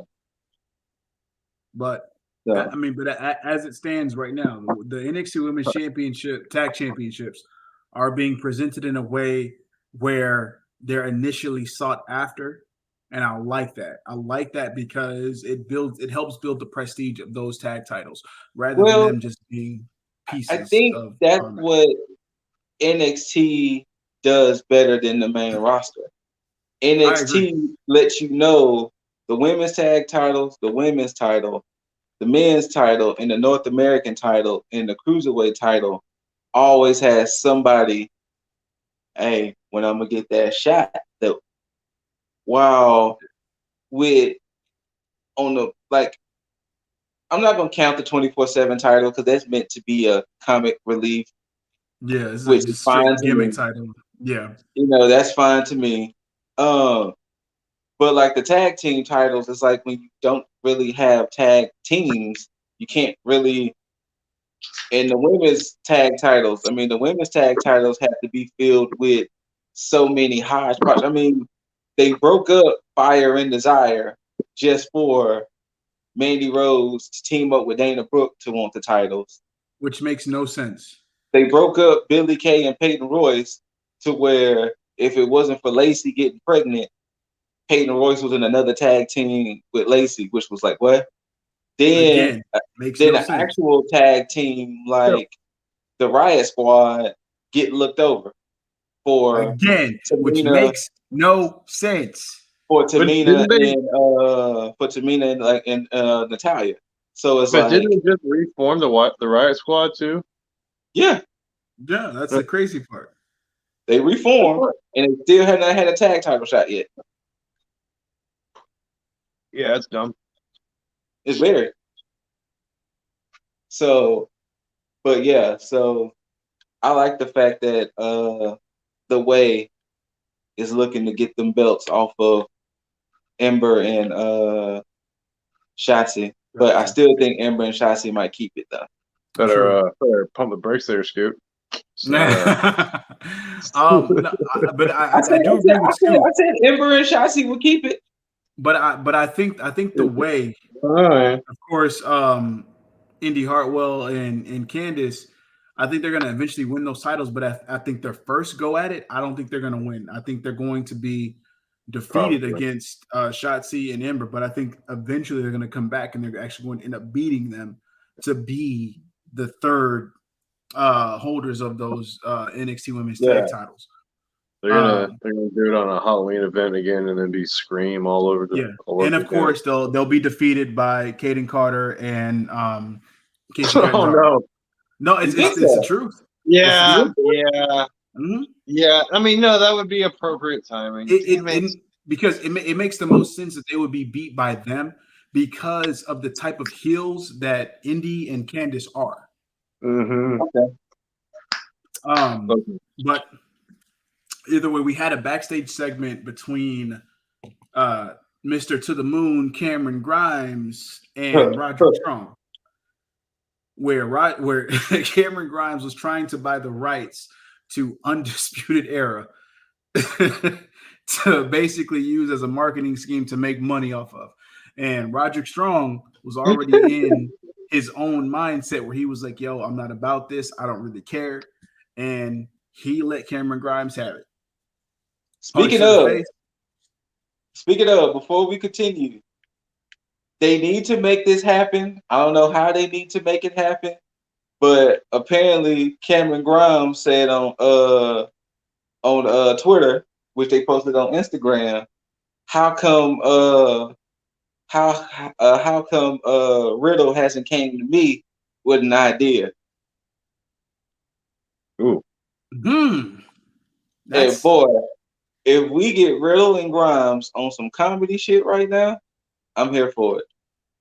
You know what? I'd be here for it. I'm actually all for that. But actually, before that segment, they did announce the Regal rather announced the participants for the battle royal, because there's going to be a Yeah. gauntlet match, but We're before going to that be a battle royal next week. and then the gauntlet match is actually going to happen on night 1 of Yeah. Stand and Deliver. So the battle royal next week is actually going to consist of 12 competitors, which I'm actually happy for, because what they basically did was almost, I guess, intentionally flesh out their mid-card scene. Yes. And I like that, because when I was able to see that graphic, I was like, okay, well, these are the people that we need to watch for within this. And we've already talked about these guys as well. So they just basically confirmed what we were already thinking. And those 12 participants are going to be Bronson Reed, Dexter Lumis, Kushida, Leon Ruff, Cameron Grimes, Austin Theory, Roderick Strong, LA Knight, Isaiah Swerve Scott, Pete Dunne, Tyler Russ, and last but probably the most least, Jake Atlas, Mr. Vanilla himself. Wait, Atlas is in there? Yeah, I know, right? No. Crazy. Oh, no, I didn't know Atlas was in there. Okay, personally, I'm going to say this. What does this change for you? And I mean it. I'm going to dislike this if this is a over exaggerated way for Dexter Lumis to get a title shot at Johnny. Yeah, I'd be mad at that too, because it should be a shoo-in already based on Yeah, the he feud should have itself. already been certified. Yeah. Like, I'm going to be mad if all of this is just for Dexter Lumis to end up winning and fighting Johnny, because this would be like, why didn't you just make Dexter Give it Lumis? to I him. know it's Absolutely. going to happen now that you spoke about it. But if Like- Dexter Lumis does Like not win this honestly, match, they should have made Dexter Lumis #1 contender, and this should have been the next contender after Lumis or something. and here's the problem with this in itself, because this is why it's bad on both ends. Because yes, if he wins, it's completely over convoluted to where it's like, yo, you should have not had to done this if you're just gonna have give him anyway. But Yeah. at the same time, if he doesn't win, he's going to main roster. He's not winning any championship in NXT, period. I ain't even think about it that way. If Lumis doesn't win, so that's what I'm saying. I honestly think the season premiere of WWE is about to get pretty interesting. Yeah, because what does Lumis do? What if he loses and he doesn't go to main roster? What benefit does he have in NXT? Nothing. To be the constantly creepy man. But he could be the constantly creepy man on the main roster. But I mean, he can be the constantly creepy man in a comedic way too. I mean, I don't know. He could be there with Cameron Grimes all over again. But at the same time, if he does go to main roster, if he does in fact lose this match, the main roster is going to look hella different. Mm-hmm. With Lumis, yeah. With Lumis, with possibly Cross, with other people that's going to the main roster, because at the very least, half of Undisputed Era is going to the main roster. Yeah. Yeah. So, and Cole's probably part of that half. So you think Stand and Deliver is Cole's swan song? It could be Cole's, Cross, Lumis. Shit. Who else? Can you imagine Dexter Lumis versus Braun Strowman?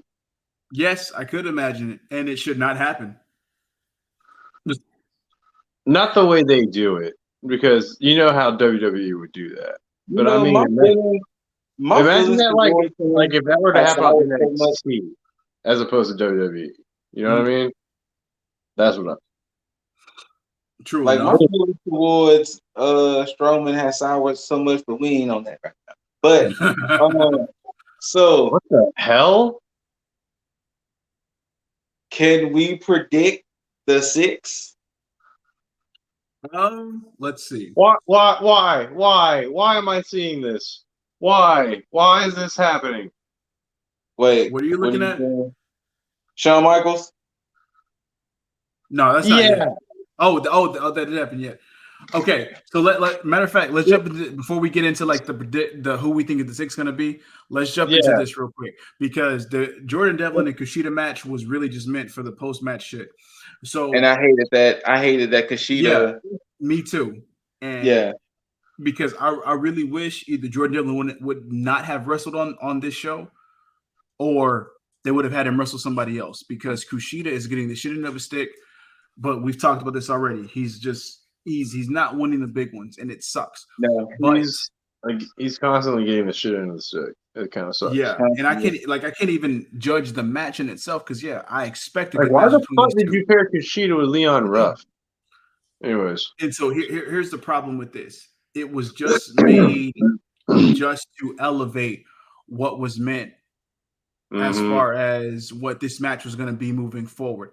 And now when Shawn Michaels, like after this match, after Legado del Fantasma integrated into this match or integrated into the post-match, whatever, when Shawn Michaels' music hit, the moment Shawn Michaels' music hit, I already knew what was going to happen. Exactly. I was the same way. And that goes for anybody who is like just and this is definitely pre-attitude era stuff because this was innovated into, because the storyline makes sense. You got two champions, both believe they're the champions. Same thing happened with Shawn Michaels and Razor Ramon for the Intercontinental Championship a long time ago.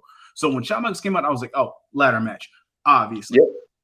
And I'm glad that the commentary did not allude to that. They just said, Shawn Michaels, the, expert in ladder match. They used the word, I'm not sure. I can't remember what word they used, but I think it's an innovative ladder match. And it made sense because. But that was after, though. That was after he slid the ladder in the ring. Yeah.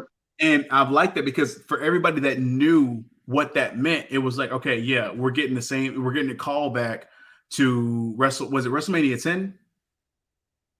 I think it was WrestleMania 10. No, yeah, was it WrestleMania? Yeah, WrestleMania 10. Let me just double check. Let me double check because somebody may come around here and fact check me in the fucking comment section. Hold up. I'm almost sure that it was WrestleMania 10. Let me look at this card real quick.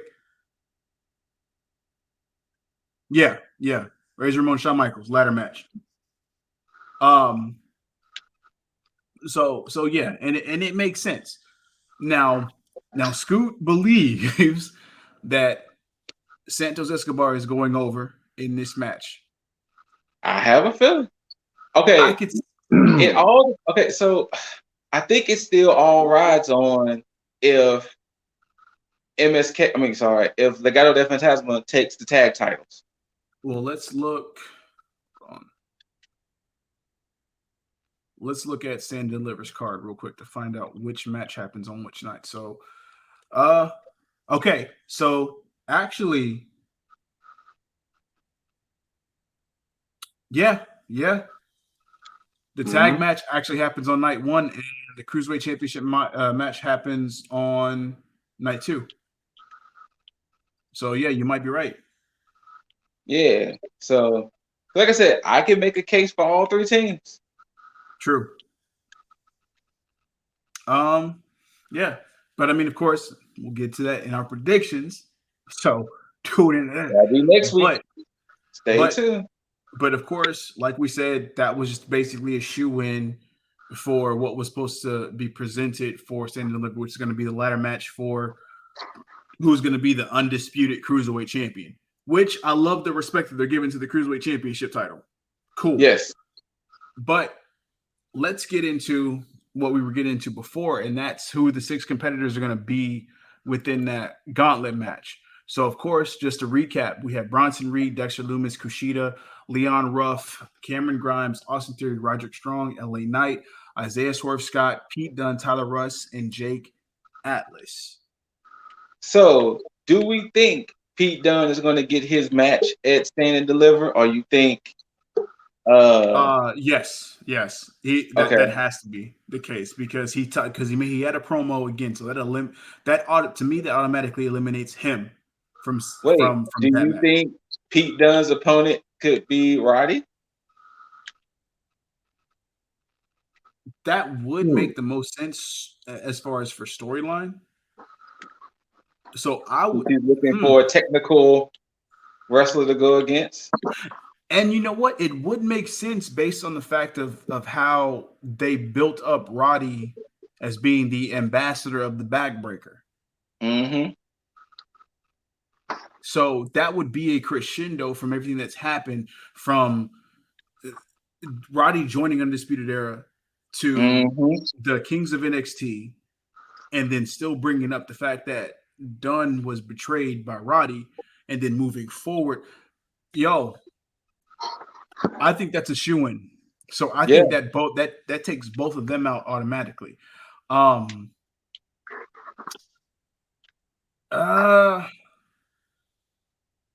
Leon Ruff and Isaiah Scott. One of them has to go. Yeah. I wouldn't be surprised if it's both. You think both? Yeah. I think the six. To me, I think the six is going to be Loomis, Knight, Reed, Roddy, Dunn, and maybe Kushida. Wait, so you're actually putting Roddy and Pete Dunne in the gauntlet match? Yeah, and they can probably fight Knight too. Oh, to fight. Oh, so to be in there and then fight. Maybe. Interesting. Or if Pete, or maybe Pete Dunne's challenger that he's looking for might be in NXT UK. Ooh. I just thought about that. Like, it might not even be. It might be on NXT UK. Whoever he wants his challenger to be. Okay. No, you know what? I want to save this because this is a good talking point. I want to save this for our predictions because since the gauntlet match is on night one, it leaves good credence to. Oh shit! But you know what? That match is happening next week. We'll already know who the fuck is going into the gauntlet match. Okay. Sorry. But you know what? For shits and giggles, they might fuck around and put Mr. Vanilla in the six.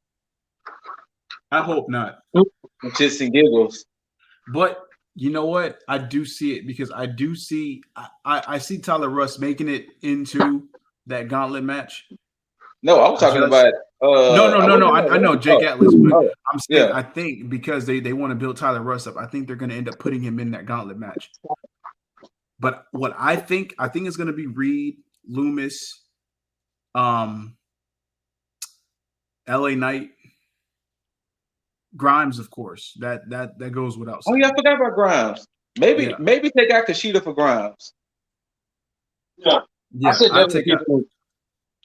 want to say I put in Russ, and because I'm going to go with your theory and say Strong and Dunn get taken out to have their own match, and then we throw in Swerve.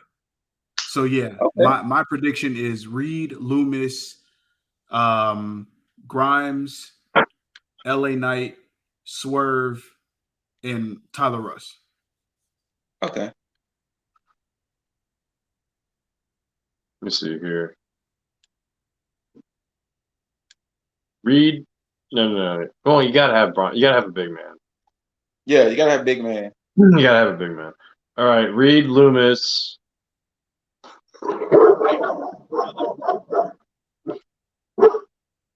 Not finish. Jeez. Ozzy Loki doesn't agree. Like I got 4 more. I got 4 more. Hold on. Hey, you're going to great.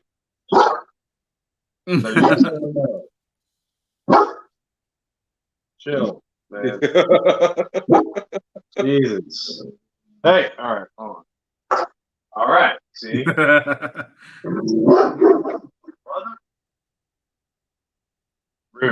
Rude dog. Hey.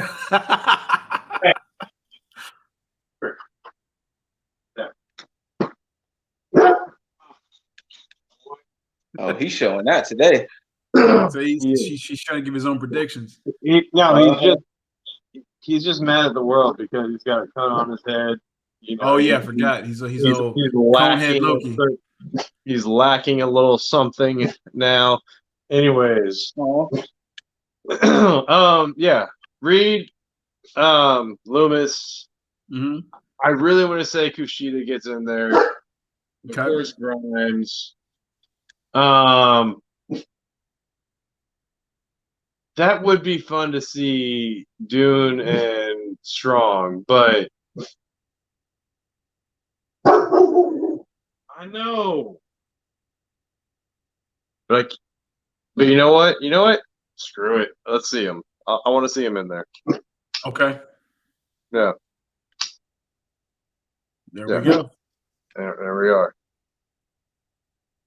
Scoot, your prediction still stand? Yeah, I think so. I mean, unless I don't know who to replace just in case for Swerve. 'Cause I know how Swerve has been, but I can see how Swerve been talking about he been wanting the opportunity. I can see Leon Ruff ruining that. Mm-hmm. So I can see Leon Ruff eliminating Swerve in the Battle Royal aspect.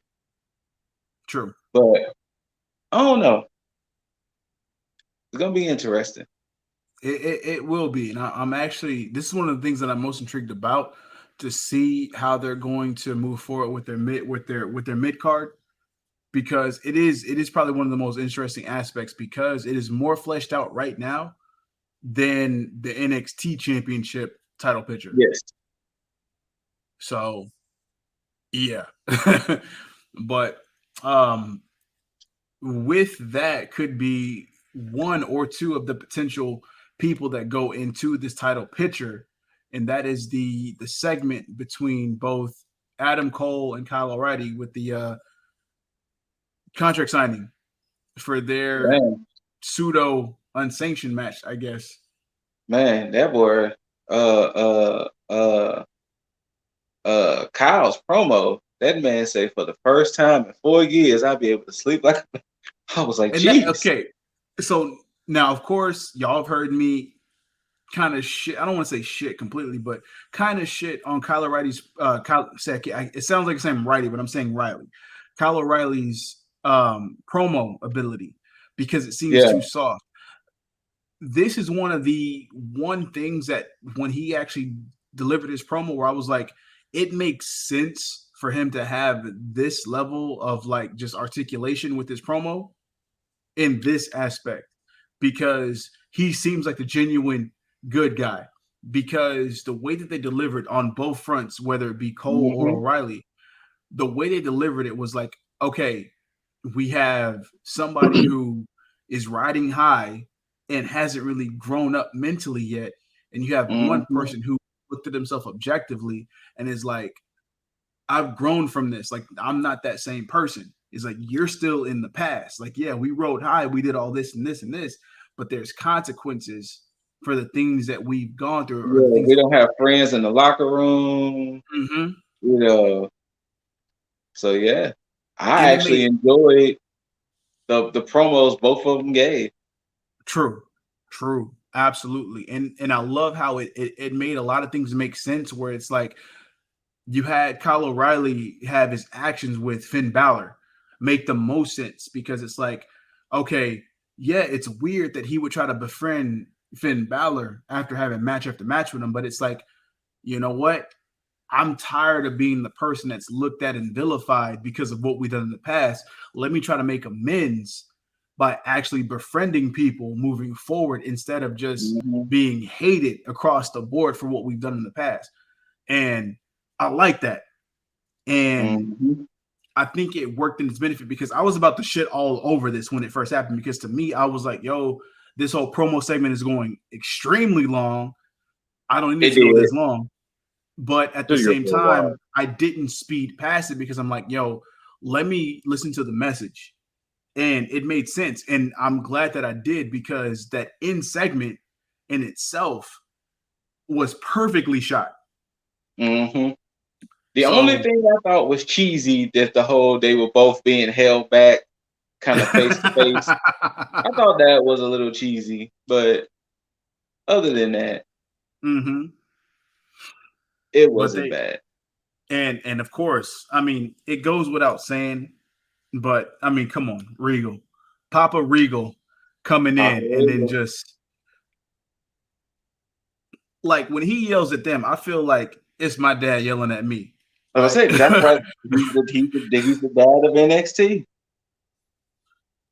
Because he Papa I Reed. gotta say that he's got like him and Eric Bischoff in their own rights were the best like GMs in wrestling. Mm-hmm. Like Yeah. like those are my top two GMs of like the weekly promotionals, I guess.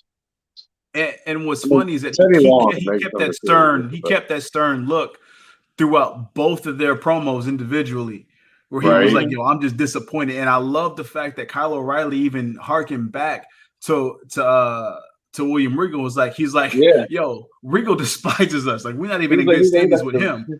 He's like, we got no friends in the locker room. Regal despises us. He's like, come on, at some point we have to atone for what we did. Like, that like if you're gonna break up Undisputed Era, I'm glad they did it this way because it makes the most sense. You have the ego behind Adam Cole, and then you have this genuine, like almost innocence in a way from Kyle O'Reilly that's like the best thing. Because I mean, you can't do that with Roddy because of the fact that he didn't start with Undisputed Era. He transitioned into Undisputed Era. Fish, he's more silent than vocal anyway. And the only person to really compete at a grand scale was Kyle O'Reilly. And at the same time, with the in-ring ability, it only makes the most sense. Like, granted, that's not to take away from Roderick Strong. It's just the fact that as far as story and progression goes, Kyle O'Reilly makes the most sense. Yes, it does. Yeah, and I'm all for it. And I think that they ended the show the best way possible with that. Granted, the cheesiness between them both being held back, but the intensity that was shown between both of them on opposing sides, I was like, yo, I still may think some of it is cheesy, but I'm still for this match. They're gonna beat the shit out of each other though. Yeah, and with them being as close as they are, I have all the faith in the world in the chemistry that's going to be built around this match in itself. Yes. And I always say friends make the best matches. True. And that's the one thing that I say that kind of, to me, had this show a little bit above AEW this week, but that's only because, again, they're building towards something grander. That's not to say that AEW was a bad show. It was not. It's just the fact that NXT has me looking forward to something within that WrestleMania spectrum to where I'm like, okay, I'm all for the story. AEW, still good, but it's not necessarily building towards it. It's just continuing on storylines. And with that, of course, is a perfect segue to go into AEW. I mean, you see who my MVP was of the week by the name I chose. Scooty Hungy.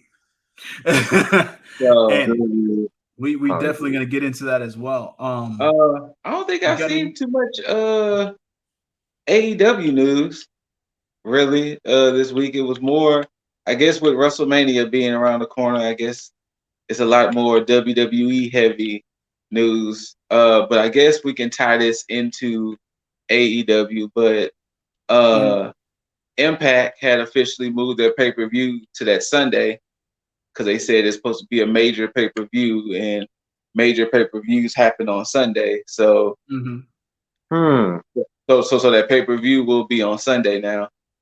Next Sunday or this coming Sunday? No, it's I think it's like the 25th or something like that. Is when their pay-per-view is supposed to be, but they did move it to that Sunday. Oh, April 25th. Okay. Yeah, I think like April 25th. Okay. Let's see what else. Impact is actually moving back to Thursdays. Really? Yeah, starting I think the week of WrestleMania, Impact moves back to Thursday. And apparently to commemorate, I think it's supposed to be Kenny and the Good Brothers versus Swan.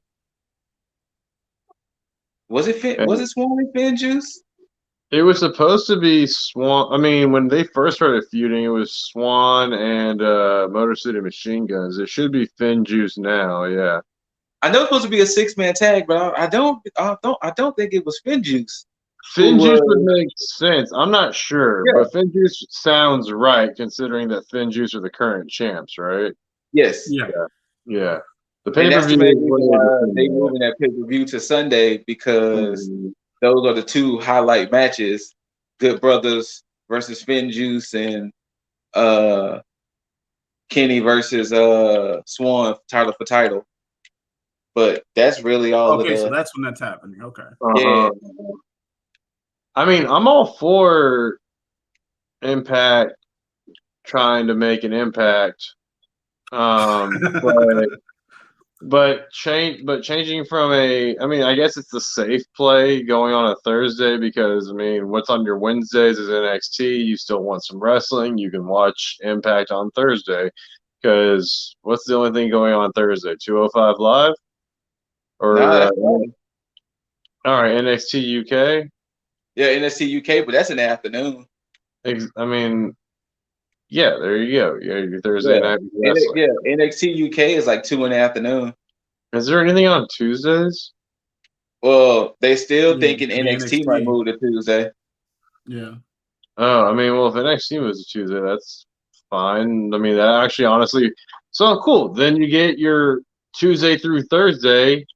There you go. You get all your wrestling that you want because nobody gives a shit about Monday or Friday. I mean, maybe Friday, but let's just be fair. That's true.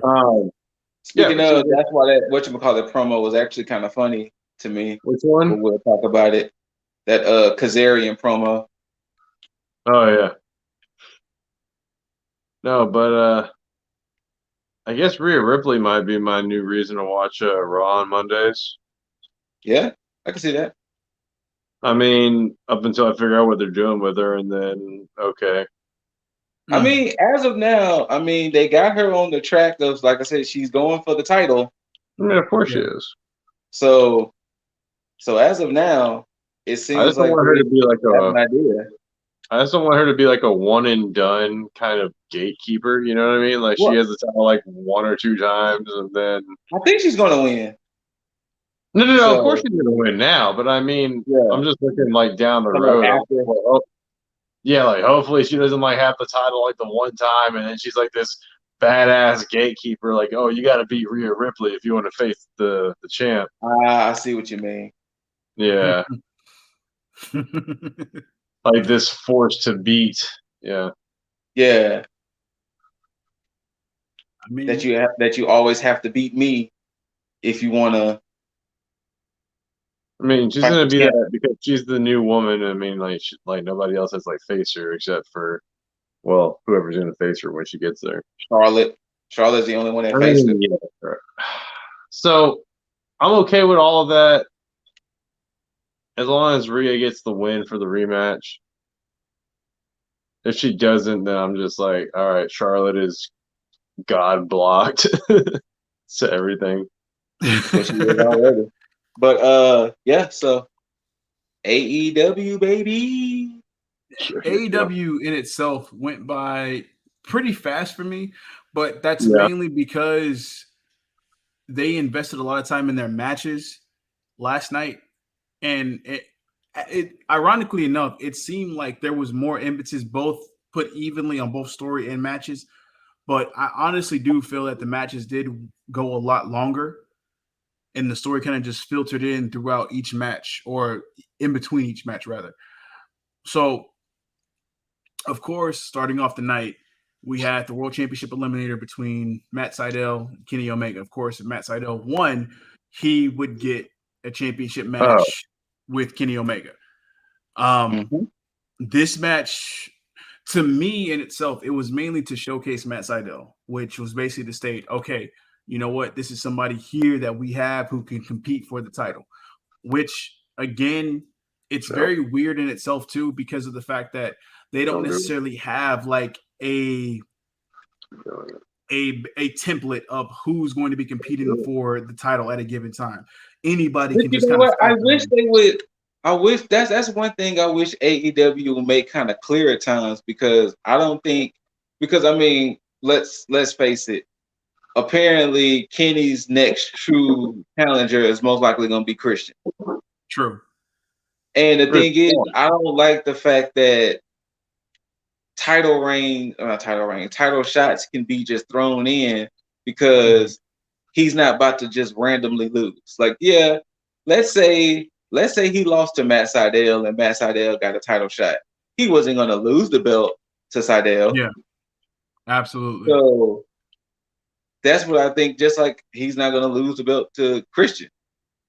So that's the one thing I wish that AEW would kind of stop doing, in a sense. I'm predictive or predictable matches. Yeah, because like I said, I mean, we knew. I mean, like for instance, when Kenny had to go against Ray Phoenix because Phoenix had to go out the tournament, we knew Kenny wasn't going to lose that belt to Phoenix. True. Right then and there, because Kenny had like just became champion. Mm-hmm. True. You know, so I wish that they would kind of. I mean, I get the ranking system and I get that this happens and this and the other, but it just makes it kind of like, yeah,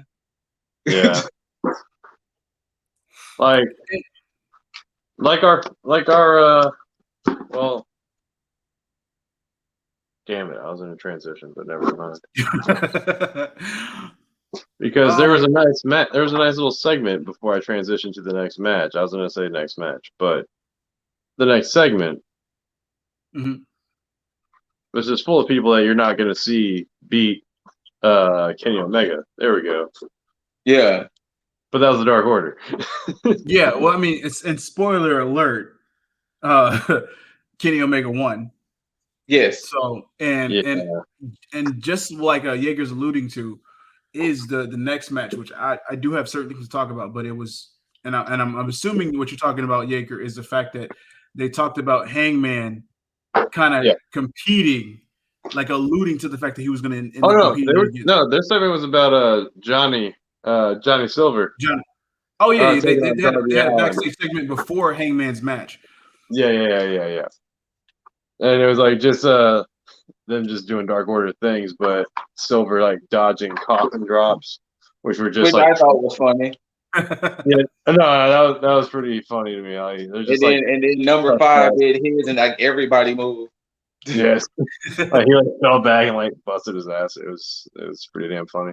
But the whole time in the back of that segment is Hangman like going through the bar and making a drink, and but then he just talked. But it was cool though, because he like then talks to Silver and he's like, "Hey man, you got this." Yeah, it's like regardless.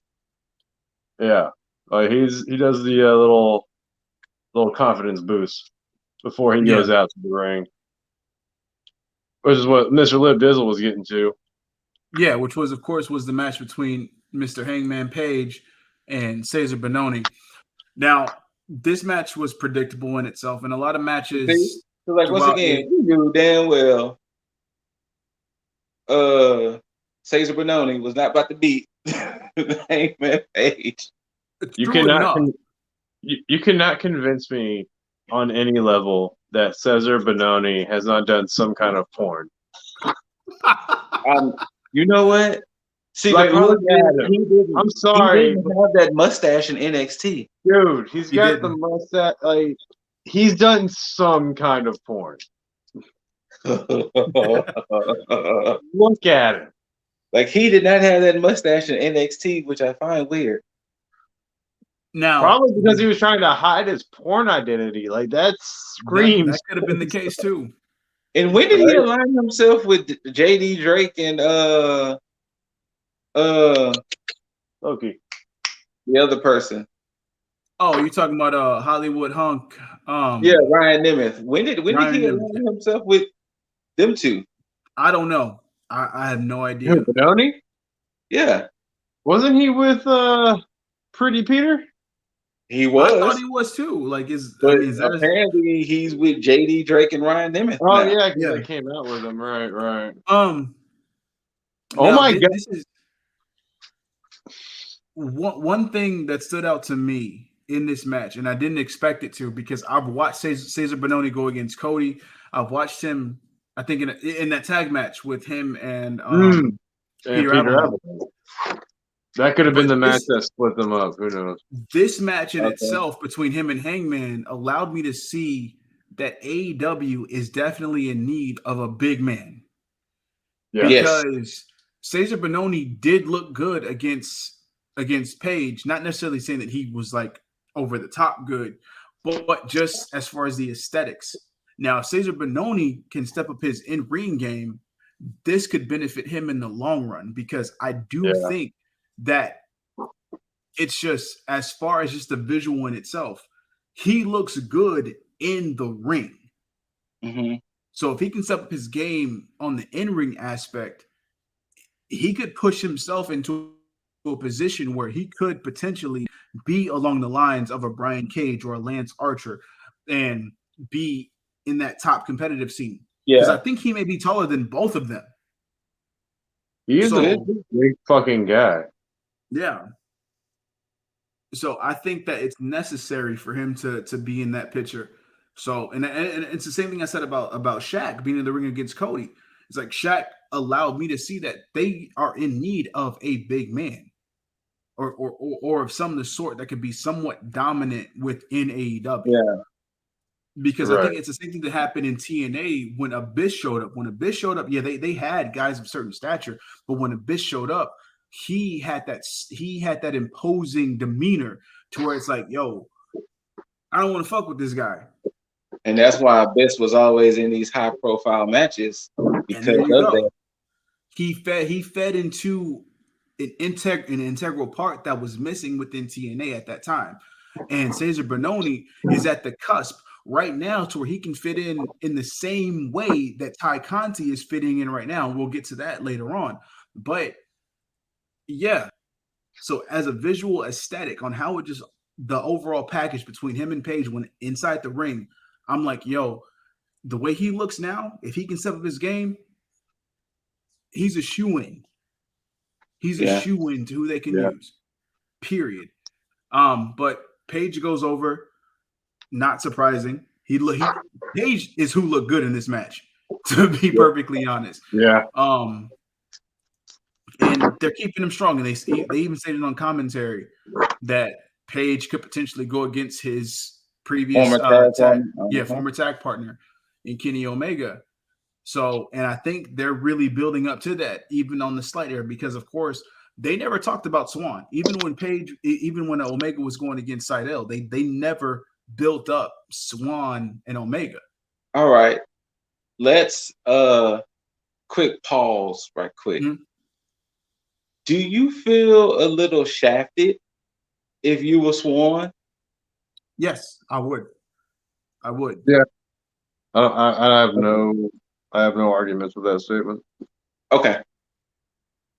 Because the moment I thought about this and the moment it was coming out, I was like, I think I'd be a little upset if I was Swan, knowing that all of this was just for Kenny to end up taking the belt from me. Mm-hmm. Yeah. And making sure I wasn't the only one. Now, do I want to see it? Yes. Go ahead. but if I was Rich Swan, I would definitely feel like motherfuckers. Like I would be definitely shafted. Yeah. Okay. And as much as I'm feeding into the story of Kenny being belt collector, it's more disrespectful to Swan because of the sinking ship that is Impact. Swan has been there. Swan got drafted over there from WWE during the scandal, of course, between him and his wife, and so on and so forth. But he's built himself up to be a loyal member of that company, and to go through that, and of course to be rewarded. I mean, let's not downplay the fact that he was rewarded with both these titles and to be an undisputed champ. Yes, but at the same time to win that and then basically to drop it to Kenny. And of course, there's no evidence that shows that he's going to lose to Kenny, but it seems to be trending that way. So if that's the case, especially too in their case, it's title for title. Yes, and that's a dead giveaway. Yeah. So yeah. Unless there's like a fuck finish where it's just like inconclusive, but at the same time, they're not gonna have that. Like that's not gonna be your main No, event they where you just want say, "Hey." Kenny to be Mhm. quote unquote belt collector. Absolutely. So yeah. So it kind of sucks for Swan in that way, and he is getting shafted. Whichever way you think about it, yeah, he's a champion. He's being rewarded, yes, but like, how rewarding is it when your ultimate goal is to just win that title, get that accolade, and then just to drop it to somebody else, just Mm-hmm. for a purpose of a storyline and not to basically build the title? It doesn't build the title up at all. It really doesn't. It builds Kenny up, because all he's gonna do is attain that title, have a storyline based on, okay, now I got 2 titles. What can I attain next? That's it. Mm-hmm. So it would be different if Kenny was like, okay, I'm gonna take this title here. Let me be a better champ than you were, defend the title for a little bit, and then go on to the next thing after proving his prestige with that title. But that's not gonna happen because it's too much time invested. Period. Mm-hmm. So yeah, that's that's really all it is. Now, I could be proven wrong, absolutely, but I don't think so, because everything is within a time constraint, and they're not going to Mm-hmm. sit there and waste Kenny as a champ of both AEW and Impact to sit there and build prestige of both belts. They're definitely not going to do that. They're going to basically give these titles to him to have bragging rights to say, I won all these titles at the exact same time. Mm-hmm. Give me all my accolades. That's it. That's all that this is. So congrats to the best bout machine, because that's what they're doing. They're just adding on to him basically having a resume. That's it. Mm-hmm. Doesn't he still have the AAA title? Yep. He does. Yeah. Yep. Because they mentioned it when during the 6-man tag match with Lucha Brothers and Laredo Kid, because they mentioned that Laredo Kid has the junior. Yeah. And yeah, Kenny still has the Mega Campeon. That's what I thought I had heard. Okay. So yeah, it's just carrying on to what else is going on. So, but yeah, congrats to Hangman, because like I said, this was I knew Hangman was not losing to Caesar. And he had a couple of page wisers, as they eloquently said Is that what on they're commentary. That's what they call it, page wisers. But after this was probably for me the start of the show, and that was with Britt Baker coming on to the stage to interview with Tony Schiavone. Hell of a promo. Yeah. She cut one hell of a promo, and she basically voiced every single thing that the IWC was voicing along the way. And when she stated it, it didn't click to me until after she said it, because we praised that match when it happened between her and Thunder Rosa. But ironically enough, we honestly praised Britt Baker more than we did Thunder Rosa, even though Thunder Rosa won the match. Mm-hmm. Yeah. And when she stated you gotta look at it. Look at history when it comes to certain things. Mm-hmm. Do we remember Taker beating Mankind in the cell, or do we remember Mankind getting choked slammed through the cell and thrown off the cell? Yeah. Oh. Do we remember Triple H beating Cactus Jack, or do we remember Triple H back dropping Cactus Jack through the cell? So, just like bring up Mick Foley for the trifecta. Edge speared him through a flaming table, and Edge won that match. Okay, who won the triple threat ladder match when Edge speared Jeff Hardy? Wait, no, the Dudleys won that match. See, but what do we remember? Edge spearing Jeff Hardy while Jeff Hardy was hanging on the rungs. We remember Edge spearing Jeff Hardy off of that. Oh wait, no. Edge and Christian won that match. I'm sorry.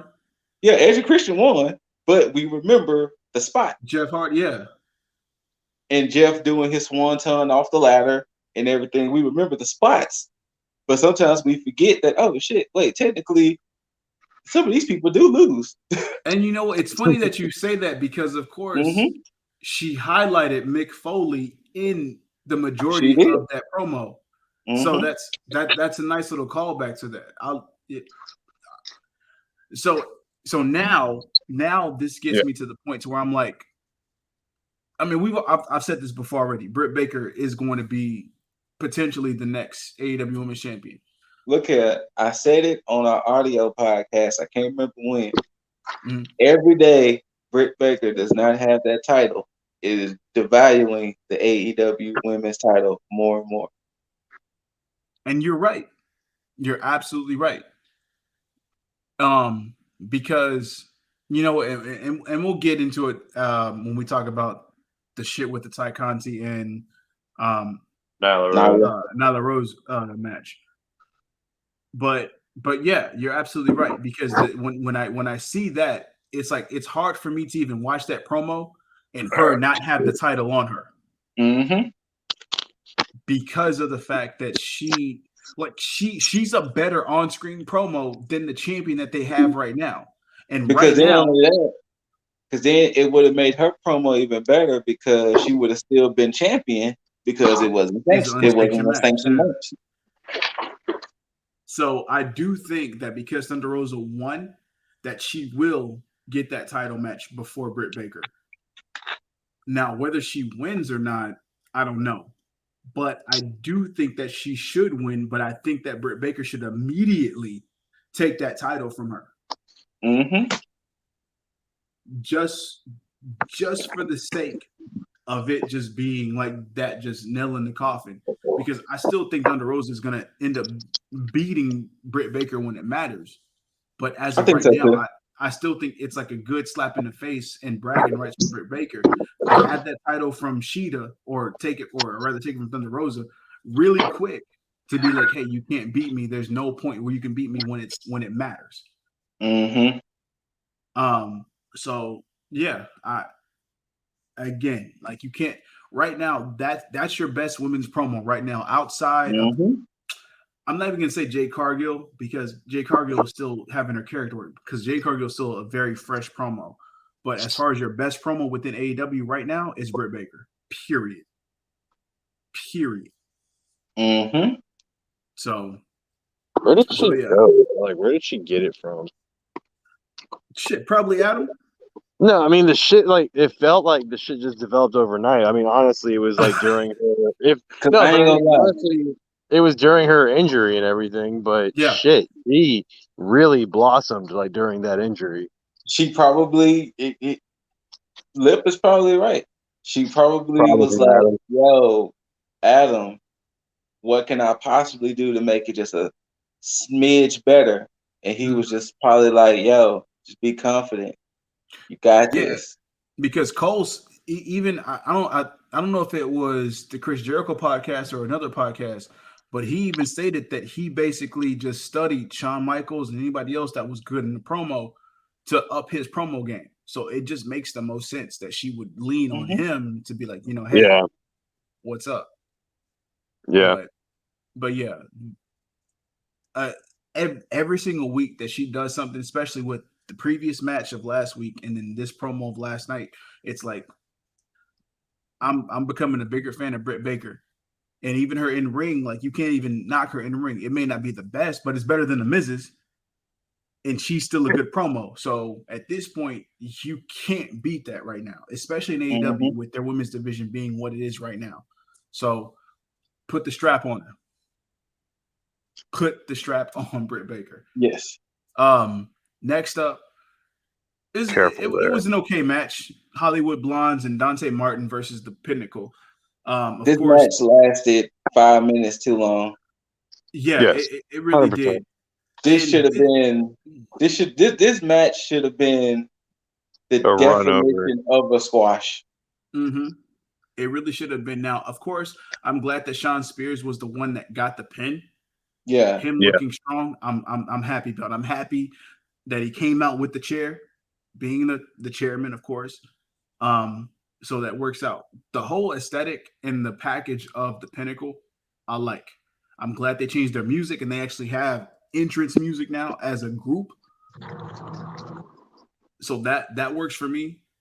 The match wasn't bad, like I said, but again, like Scoot said, it should have been a glorified And squash once match. again, and of course, being AEW, which I did mention with both, we knew who was winning this coming in. Yes. Like Yes. we knew. Now, I Yeah. think the best part of the whole promo was Schiavone was like, "How you gonna call out the Inner Circle when y'all beat them up last week?" And they all looked at him like, "Shut up." Oh, and then Wardlow came in and was like looking at him like I honestly thought that was like the best part of the whole promo. yeah.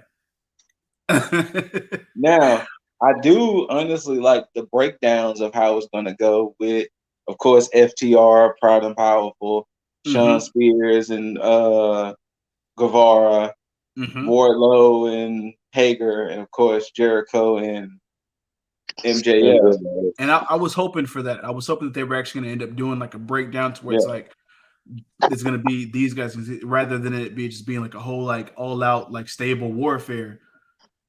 And because thing is, when you have individual matches like that, it increases the build and it has it allows to have that longevity, and I like that because it increases the storytelling ability. So when does Inner Circle come back though? Well, they got beat up last week. They didn't come back this week.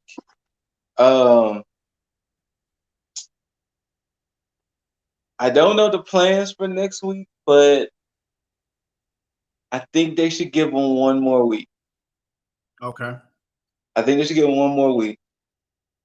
Let the Pinnacle get one more week of being on top, and then have Jericho and the Inner Circle come back and be like, "Hey, say fam, remember that shit y'all did to us 3 weeks ago?" You know. Here's the So receipt. I think one more week. Okay. You know, whenever they do it, though, I really want them to just not even be sneaky about it. Just come out and beat their ass. Same. Yeah. Yeah. So, do y'all think this is going to bring back the blood and guts match we were supposed to get last year? I Ooh. believe so. Yeah. Unless of course they really feed more into this whole drawn out build.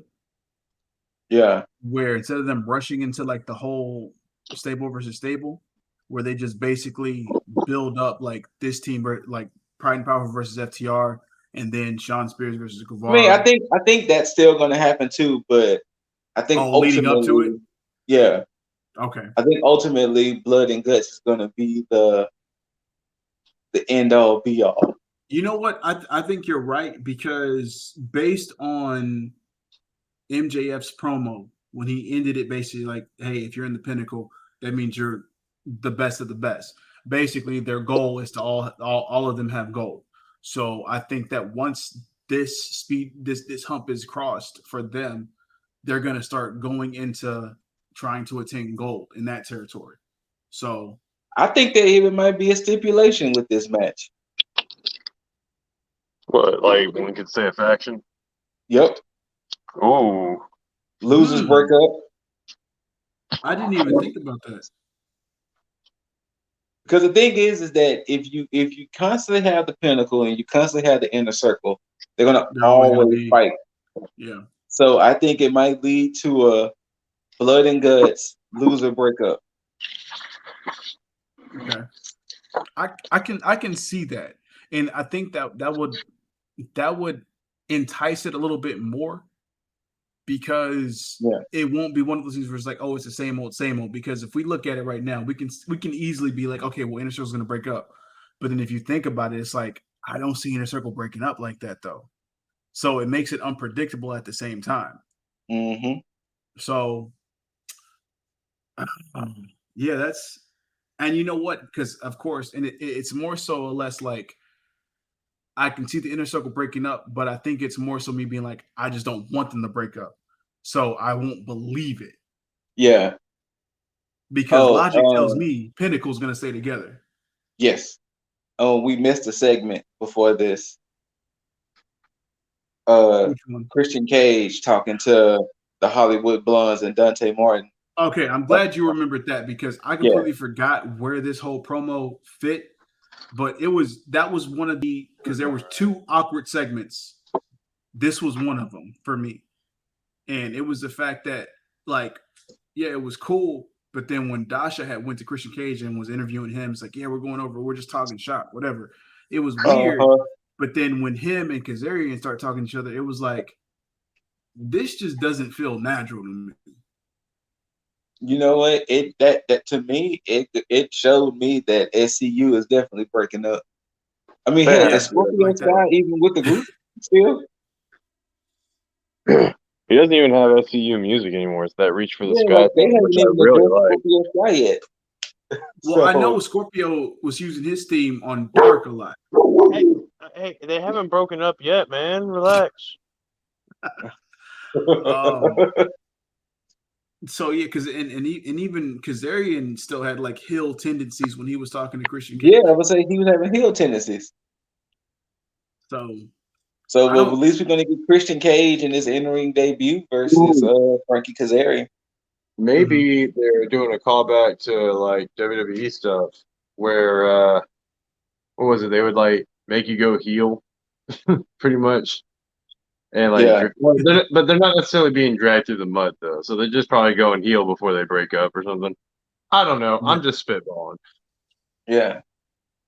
True. We'll see. I'm trying to figure out why they're doing 2 heels now. Okay, I'm gonna say this only Uh-oh. because of what happened. Uh-oh. Frankie's gonna beat the shit out of Daniels when they lose their tag match. Yes, since Frankie was I can giving off see heel that. tendencies. I see that.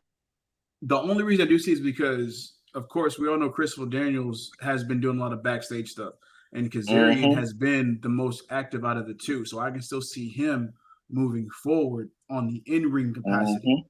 So, yeah, I can. Ooh. Also, maybe they bring this more to light that he has an anger problem because that's a BTE bit for him. Oh, Kazarian. Yeah, Kazarian, like he's got an anger issue, like was it when Cutler started getting a little bit more relevant after he started like winning matches on Dark. Yeah. They started having Cutler bits where Cutler would like do Mark things like God, I can't find these rings, and like Kazarian would come up and be like, "What are you looking for?" He's like, "Oh, the guys told me that I gotta like go find these brass rings and grab them," and Kazarian's like he's like giving him like the 3rd degree, like just bringing up, like burning him down. Like, you fucking Mark, like, oh, you want to look for the brass rings, huh? You want to take a hold of those brass rings, blah blah blah. You fucking like he calls him a Mark. He like talks all this shit to him, and he's like, dude, you really need to look at an anger management. He's like, I don't need no fucking anger management. But yeah, jeez. No, he goes off. He's like, I don't they don't have a censor bar on BTE. So yeah. And I mean, if you know, like you guys know how the Good Brothers are, like the Good Brothers go full brother on BTE as well whenever they're there. But anyways, yeah, Frankie Kazarian, they could play into that whole bit about him being an angry guy. I mean, I think that's the way that it's going. I mean, as far as him turning heel, I'm all for it. I got no problem with it, mainly because, I mean, whether it be on Dark, is it Elevation? Yeah. Dark, Elevation, or Dynamite. Yeah, Dark Elevation. They can always use another heel somewhere. So, yeah, all for it. Why don't they just call it Elevation? I don't know. I mean, why Dark Elevation? Just like AEW Elevation. I don't know. They could have gone with that, yeah. But to continue on with what Yeager was saying when he brought up Brandon Cutler, that's who was in the next match with the Young Bucks against Lucha Bros and Laredo Kid. And the reason why I'm highlighting Brandon Cutler in this is because Brandon Cutler showed out. Now, granted, he did take the pin. Good shit. He took the pin, but he did show out. And I'm glad because it was justice, Brandon Cutler. And I want this to be a going trend moving forward because I think they do need to highlight Brandon Cutler some more. I'm glad they mentioned that Pac was injured because I was like, I didn't why? know. Yeah, I was. I was like, why is it not Death Triangle versus Young Yeah. Bucks and Cutler? That's exactly Yeah, what I was too. because I was definitely surprised when they said a trios match, and then all I heard was like the Lucha Bros music. I didn't hear Death Triangle's theme song. Yeah. I haven't seen Laredo Kid in a while. I didn't know Well, that. they said that. Well, remember, even when when Kenny had said the last time he been there was what, Fyter Fest Mhm. Yeah, 2019. yeah. So yeah, he hasn't been there in almost 2 years. Oh, Fighter Fest. That was when Kenny did the Akuma cosplay. Yeah, Mhm. yeah. Yeah, So yeah. it's been a minute since he been there. Damn. Yeah. Anyways, But cool to see him again. yeah, Yeah, this match, like, of course, any match with the Bucks and Lucha Bros, I'd be like, yo, yeah, top of you my know the match. Bucks and the. But I this mean, match in itself, this it was the felt perfect like, match of both teams gonna get their shit in. yeah. Yeah. But to me, when I looked at this match, I was like, yo, okay, I can't say that when I looked at the match, but I think it was after the match when I was like, yo, this match is really just meant for this last segment here. It was. Because all they did was basically set up what was going to happen the next week and then moving forward. Because of course we have Kenny Omega, Good Brothers versus Lucha Bros and Laredo Kid Uh-huh. in another trios match. Yeah. But you had Brandon Cutler take the pin to make everybody else look strong, obviously. Yep. And then you had Kenny come out and then basically throw shit on Laredo Kid, Lucha Bros, etc. Oh, and as well as Brandon Cutler. He threw a lot of shit on Brandon Cutler verbally. Mm-hmm. He was like, "You choose him over me." Exactly. Him? Give the Bucks the ultimatum. He's like, Yeah. Yep, you stopped. He said you stopped being elite and you started like becoming Cutler. Or no, you stopped being with the elite and you started hanging out with Cutler. Like, look at him. Mm-hmm. Like, look at him. Cutler. You stop sitting with the jocks and the cool kids to hang out with Brandon Cutler. But at the same time, when he started that and then he carried on with his promo, I turned, I was like, you know what? I get it. Because he was like, I could have stayed at home, in Canada, or I could have gone on the greener pastures and gone here and there, but I chose to stay with y'all. I chose you guys. And it's like, and now that I'm here to be elite, you guys choose Brandon Cutler over me. And I'm like, I can't be mad at him for that. And that explains so much, like why what was it? His loss, like him and Hangman's loss, and then Kenny stormed off. He's like, "You're coming with me. You're coming with me, or that's it." And this is what he meant by "that's it." Yeah. Like he moved on to his greener pastures, but he still wanted to stay with the company. True. So and that's another thing on that, because even he acknowledged the whole Don Callis thing where he was like, I get Don Callis isn't like, abrasive. I disagree with him at times too, but whatever. I still choose you guys, whatever, and you guys still, whatever. Either way. So it's crazy because before this whole promo, I was like, yo, Don Callis is all in your head. Yeah. You on some other shit, whatever. But now I'm looking at him like, to call back, just like you stated, Jaeger, to everything that's happened previously. I'm like, I can't even be mad at the guy. Like, It's valid points. So, and of course, the Bucks, they decided not to too sweet Kenny. They walked off on him. When he even stated verbally, he gave them, I think, 3 chances within his promo. He was like, either do this or that's it. Do this or no. Okay, all right, fine. Too sweet me or that's it. Yep. And then they left. And he even still tried to be like, hey, but again, nothing. He was like, fine, it's done. That's it. So I'm not sure what happens. I thought this split off was going to happen down the line. I didn't think it was going to happen. Happen this soon? Yeah, I definitely thought this was going to happen. Maybe with some more New Japan integration, but Yeah. We'll see where that goes.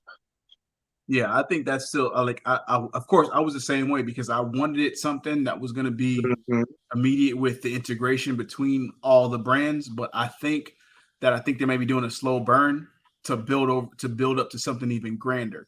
So That's fun. I'm just here in it for the ride. Yeah. Exactly. But of course that ended with that, and trying to figure what else happened outside of that. Oh, Lucha Bros now beat up Kenny.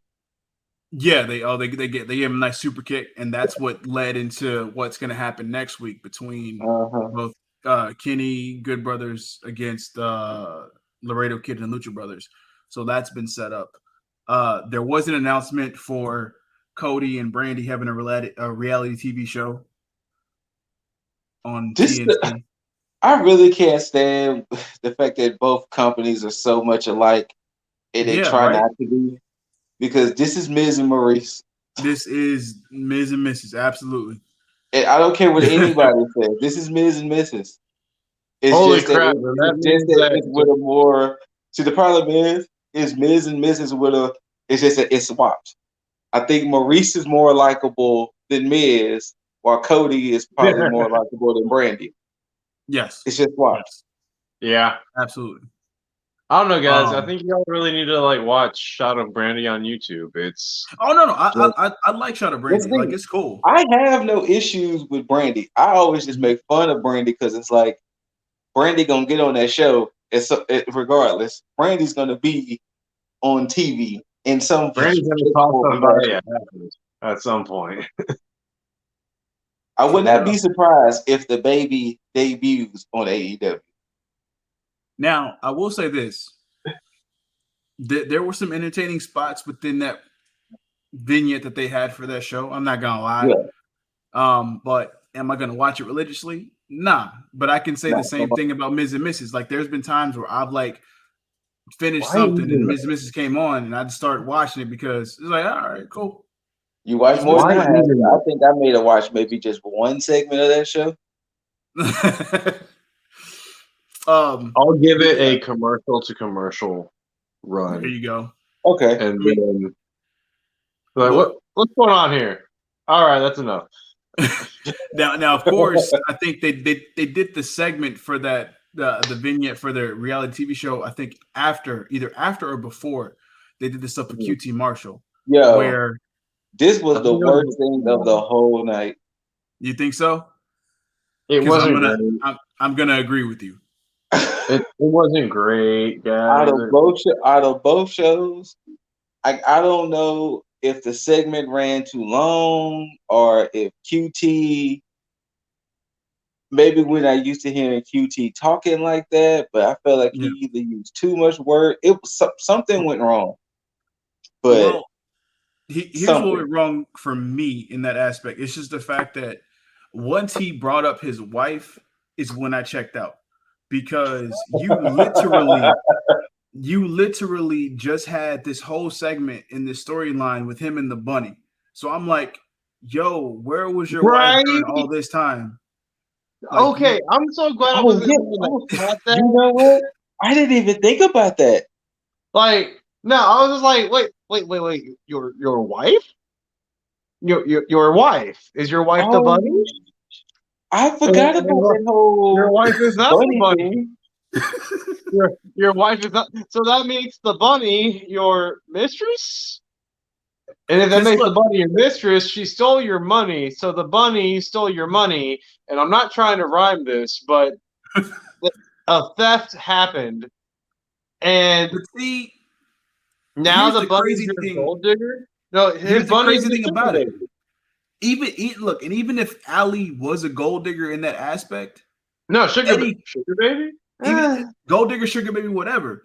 Eddie Kingston is the one that buffered that because when he built the family, and he talked to Blade during that time, and he was like, "Yo, where's your wife at?"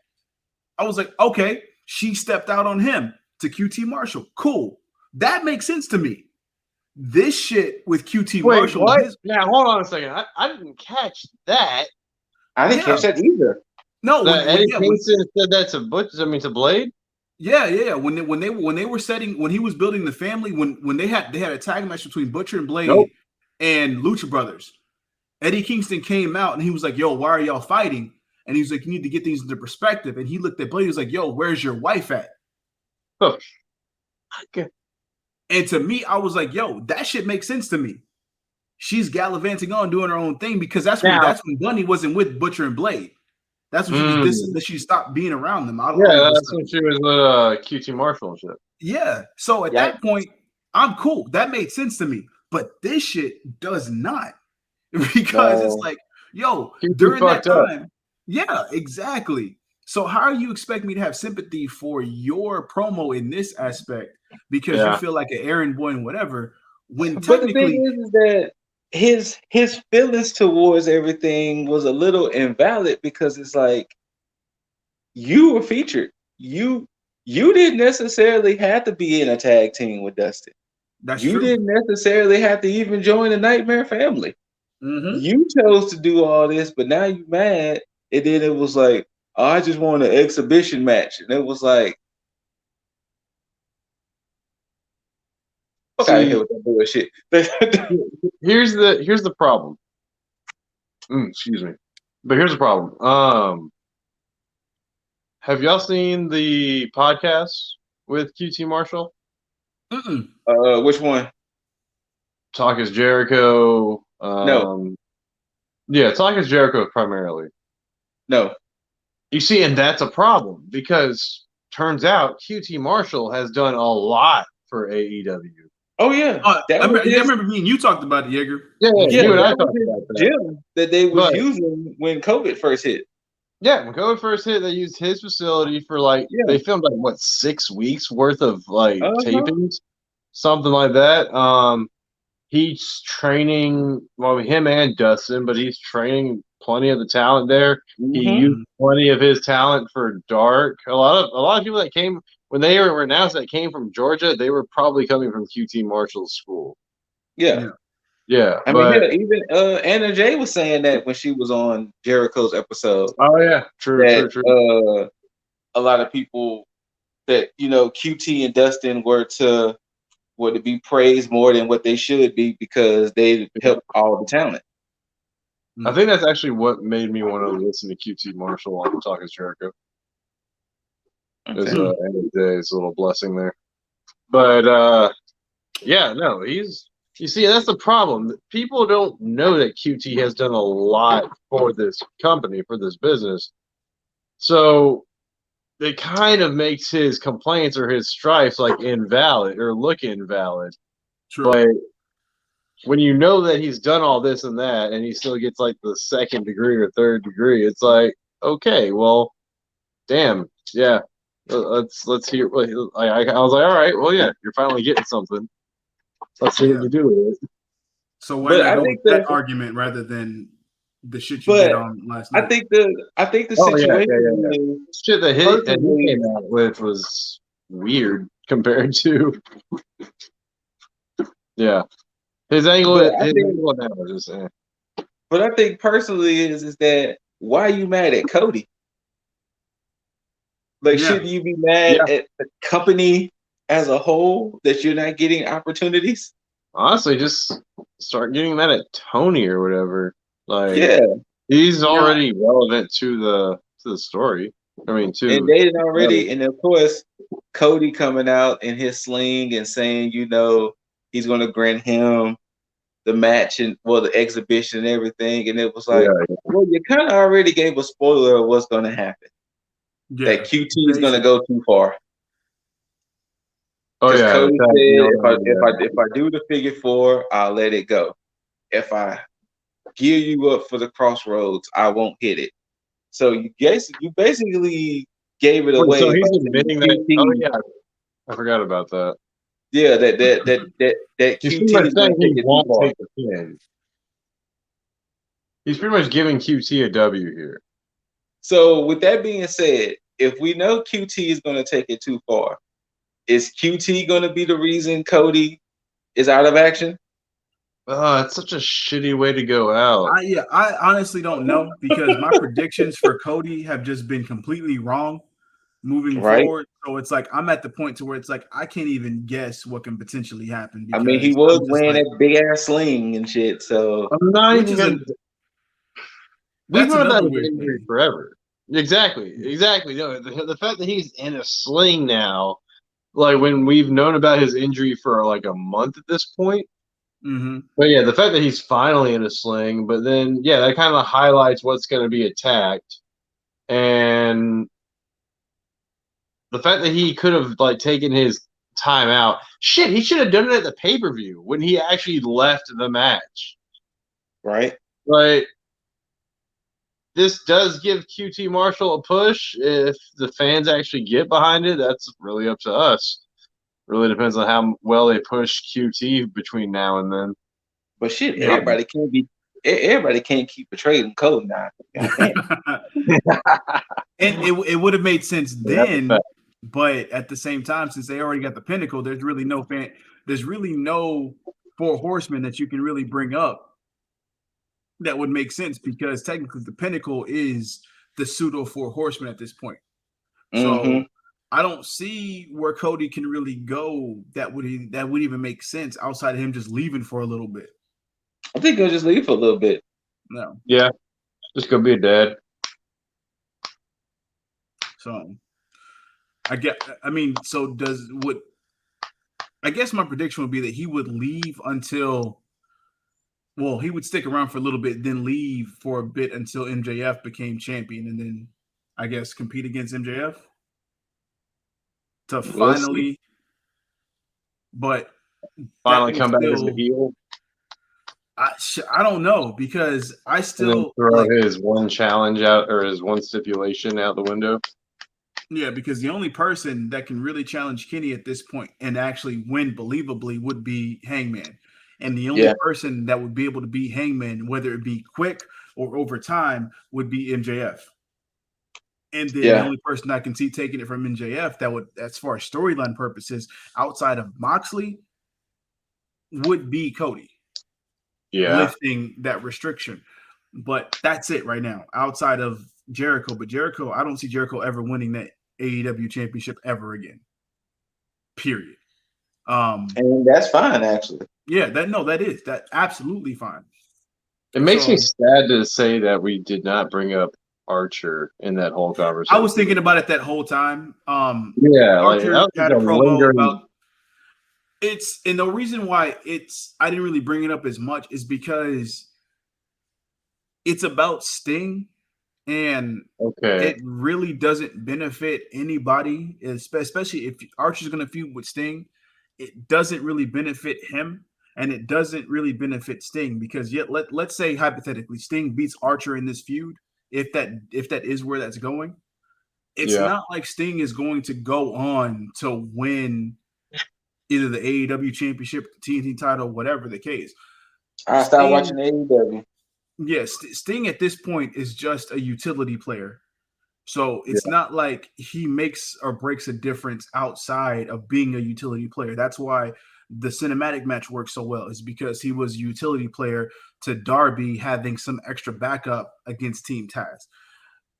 Right now, even with what we're getting into when we talk about the main event, he's a utility player for, the integration between Dark Order, Darby, Matt Hardy, whatever faction you want to call it, and so on and so forth. Like, there's really nothing that you can really say, okay, Sting, cool. It's just, he's there. But before we get into that, we have to get into the thing that preceded it, which was, ironically enough, how both these matches kind of just melded into one another based on all the players involved. The first match being Ty Conti versus Nyla Rose, which was actually the surprising match of the night. Hold on. Before we get to matches, we had a good segment. Before we get to matches, let's knock out some of these segments because I can't remember where they fell. Go ahead. I want to knock out this whole Miro and Kip segment that they're gonna do. This was it, Arcade Anarchy. Yeah. I think I was closer to the end, but go for it. I know it's close No, to the no, end. I no, just want no, to no, knock out some knock of out these segments. all the segments, every single Yeah, one of them. let's do them. Yeah, Let's do them. Yeah. I'm gonna just knock out these segments. The Arcade Anarchy is like, I don't want to see this. Neither do I. I mean, granted, they can I don't surprise me and they can care. end up being a good match, but I don't want to see it. I don't care enough, but if he ends up being good, then awesome. Yeah. Yeah. So we're all in agreement with that. The other segment, what else? There's another segment that happened. Oh, Mox and Kingston. Yeah, that That was was another one. That was another good segment that I did not mind. Mox and Kingston are just a great duo on Yes. promo. They're go together. I think they what it seemed like they were doing in their promo was they were drawing a line in the sand for the Bucks, basically saying, hey, if you're gonna be part of this, you need to make sure that you're on the right side or whatever, because I don't like you, I don't care for you, but just make sure you're on the right side. So cool, I guess. So but are we what are we leaning towards? Brian Cage leaving Team Taz or Team Taz betraying Brian Cage? Now it was odd during Brian that promo. Cage. Because even when Taz was talking, Brian Cage was still like he had these facials that was like, yo, I don't recall saying that, but I guess I'm gonna just fall in line for right now, because that's when he ended up with like who better. But I was still like, something ain't right, because even with Ricky Starks was still kind of like, So now, personally, just on my end, I don't want Team Taz to break up right now. I don't think it's a time. I think they've just gotten fresh out of this whole Darby Sting thing. Kind of, because they still have Sting. Finally got credibility. Yeah. Yeah. And I think they still have a few legs right now with this, and they should kind of move it on, at least until somebody gets extra gold. Yeah. So, and I think that person is Ricky Starks, obviously, with the TNT title. But granted, with the way that everything's looking with the Pinnacle, they may be forced to break up because of the fact that, because I still kind of I see Sean Spears taking that title from Darby Allin if it's not going to be Ricky Starks. Same. Which I'm not. I'm okay with. Perfectly fine. It sucks for Scorpio Sky. Which his promo wasn't bad. It wasn't. Now, unless of course they have other plans for Scorpio Sky, well, maybe I couldn't look. I know I've come on here like week after week plugging this whole FTW title shit, but somebody needs to make that title needs to make it somewhat prestigious, because if they've already talked about saying they're going to push this title, they need to put it on somebody, because Cage ain't doing it. And it's not his fault. No, if you want to make this title credible, then I mean that's what Taz was all about before Sting showed up. Like, it was just making the title credible. If you want to reverberate back to that, do it, but do it with this now angsty Cage, who, if he's not gonna like share his opinions with Taz, he's gonna at least fight for what the thing that he does believe in, that is like of mutual interest with Taz, you know? Yeah. Like, show why he still has unity to Team Taz. Yes. So, like, yeah, you got to start having him like fight for that. I don't know who the first competitor would be for that. Maybe Scorpio Sky, maybe Lance Archer. Could go in either direction for it. However, if Scorpio Sky's going to get that TNT title, he's got to do it like right now, because otherwise, because if he doesn't, then he's not going to get it. It's sad to say, because like you just said, it's either going to go to Ricky Starks or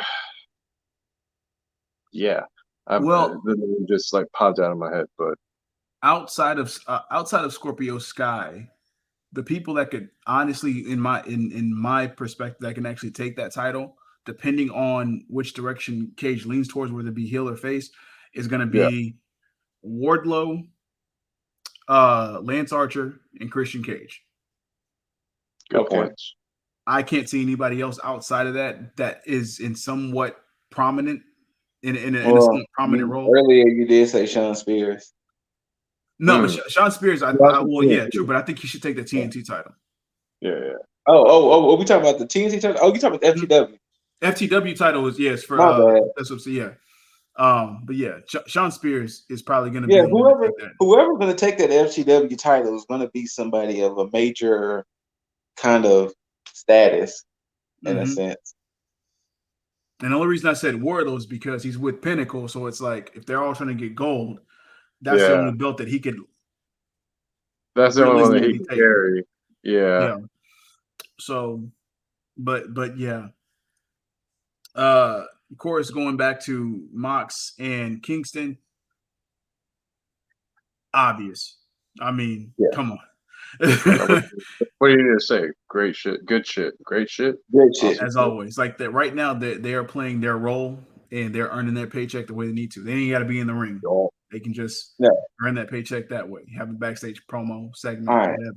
Now we can talk about Ty and Nyla. Now, Ty Conti and Nyla Rose surprised the hell out of me because I wanted Ty Conti to win. Me too. I did not expect her to win.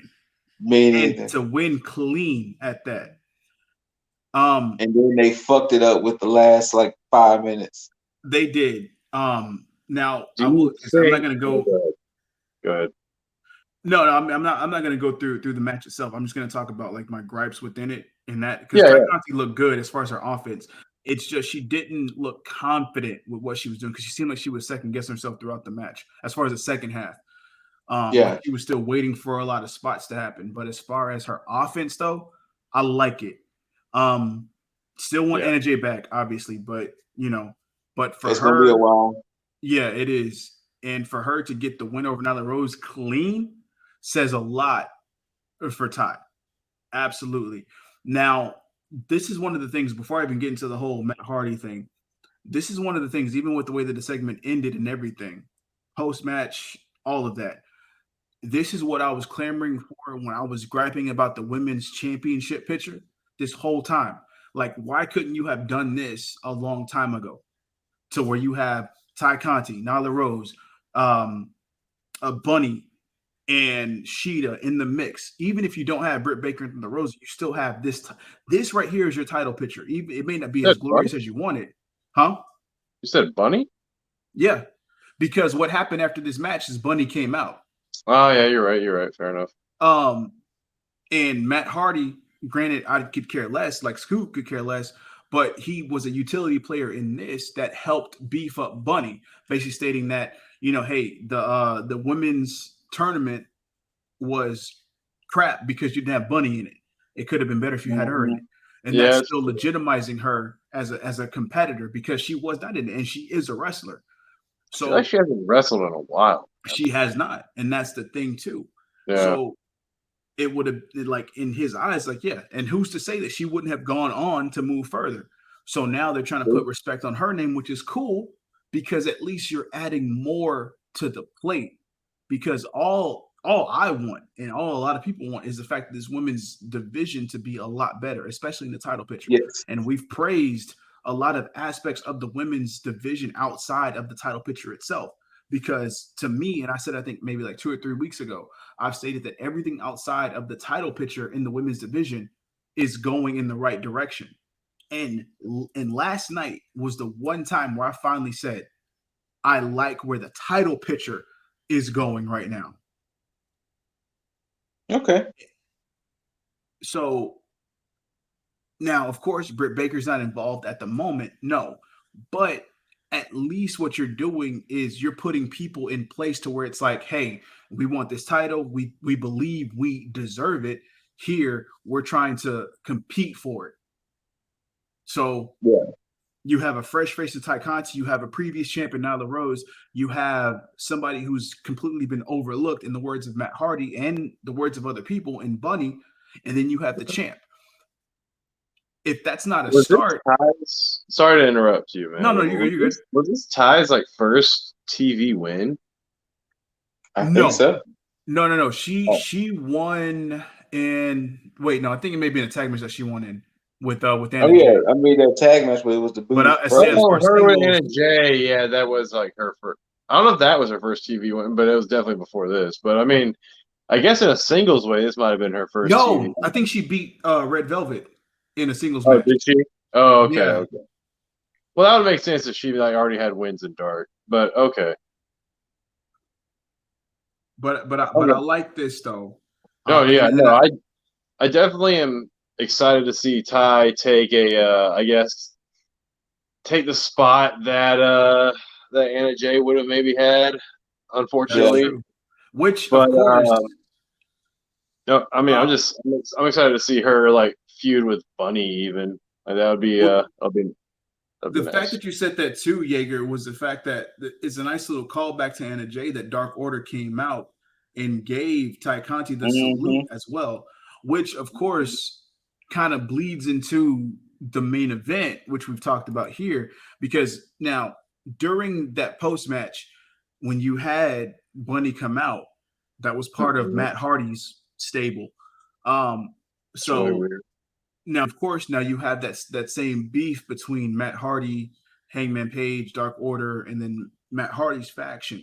Now, in this match, you had Darby Allin defending his TNT Championship against John Silver, aka Johnny Hungy. Shouts out to Scoot Hungy.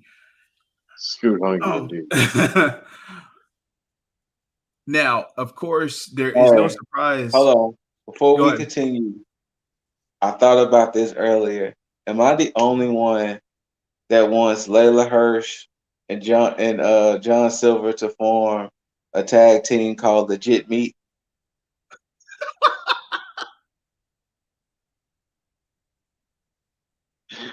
This goes back to me wanting to see more intergender wrestling. Let them be a tag team. Let them be a duo. They're about the same height. Let them be a duo. Legit Meat. Well, I'm I down don't for want it. to. I don't want to jump. Or if not Legit Oh wow, Meat, I called that out. Legit Hungry. Legit Hongi, yes. However, I feel silly now because we did have a mixed tag challenge with WWE. Mhm. That was totally like a Facebook thing for some But then it reason. was still men versus men and Yeah, women versus it's still at women. the intergender Yeah, tag like rules. whenever they So. tagged out, yeah. But still wasn't like I can't even say them the world's cutest couple anymore. Nope, you can't. So that's gone. You gotta censor that one in production, man. Shout out to I mean, of course, in the intergender land, whether Oh, you mesh it wait. together, Speaking of crazy thing, Huh? they just signed Red Velvet. which is weird. Wait, they just now signed her? Yeah. She just became all elite today. Mm-hmm. Today. Today. Yeah, they just signed her today. Where was she at prior? No, I guess she was she just just had in a limbo. Rather, She was great just a contract. contractor. Don't WWE me here, man. Like I guess they WWE'd her, and I guess today they was like, let's go ahead and what officially in sign her. the Yeah, I thought that was a crazy because like when I saw the thing, I was like, why somebody posting old shit? And then I was like, wait, no, she just got signed. like like officially, yeah. I was like, -1 was signed before Red Velvet. wait, how the hell did Red Velvet have all of these situations Yo, just now signed?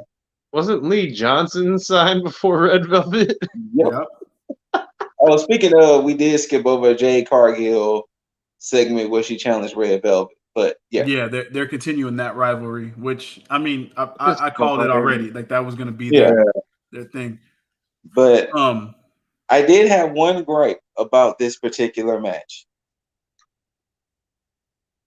and my gripe was Sting. Fair enough. Yeah. Only because Dark Order was not interfering to where Sting needed to come out and regulate. Yeah. I agree with that too. It wasn't like the Dark Order was trying to beat up on Darby or anything. The only thing that happened was 5 taking a suicide dive.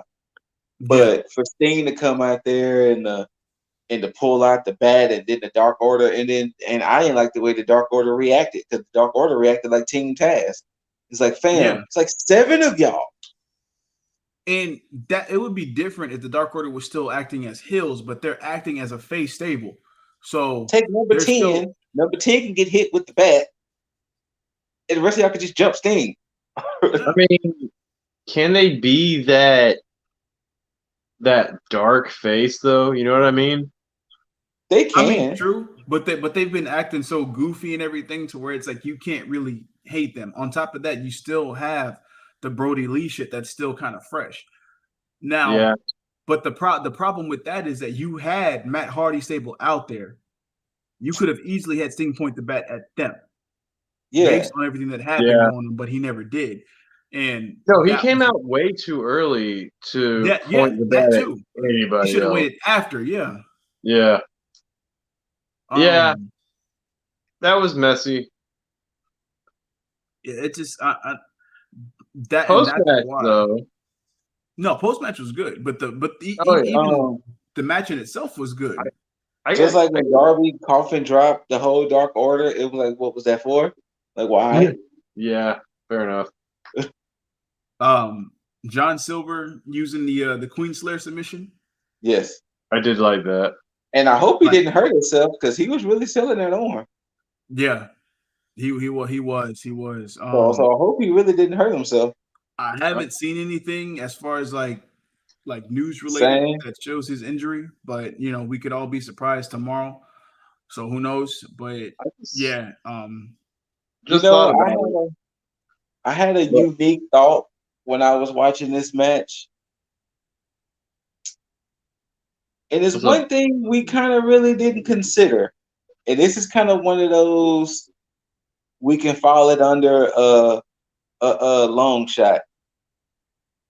What if Sting takes over the Dark Order?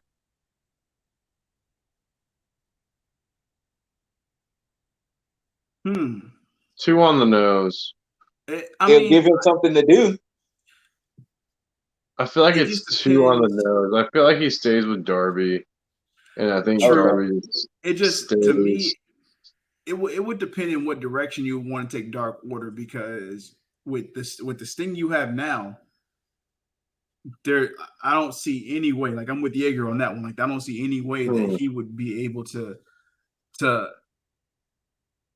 function with the Dark Order the way it's working now. Now, if you had TNA Joker Sting, maybe. Okay.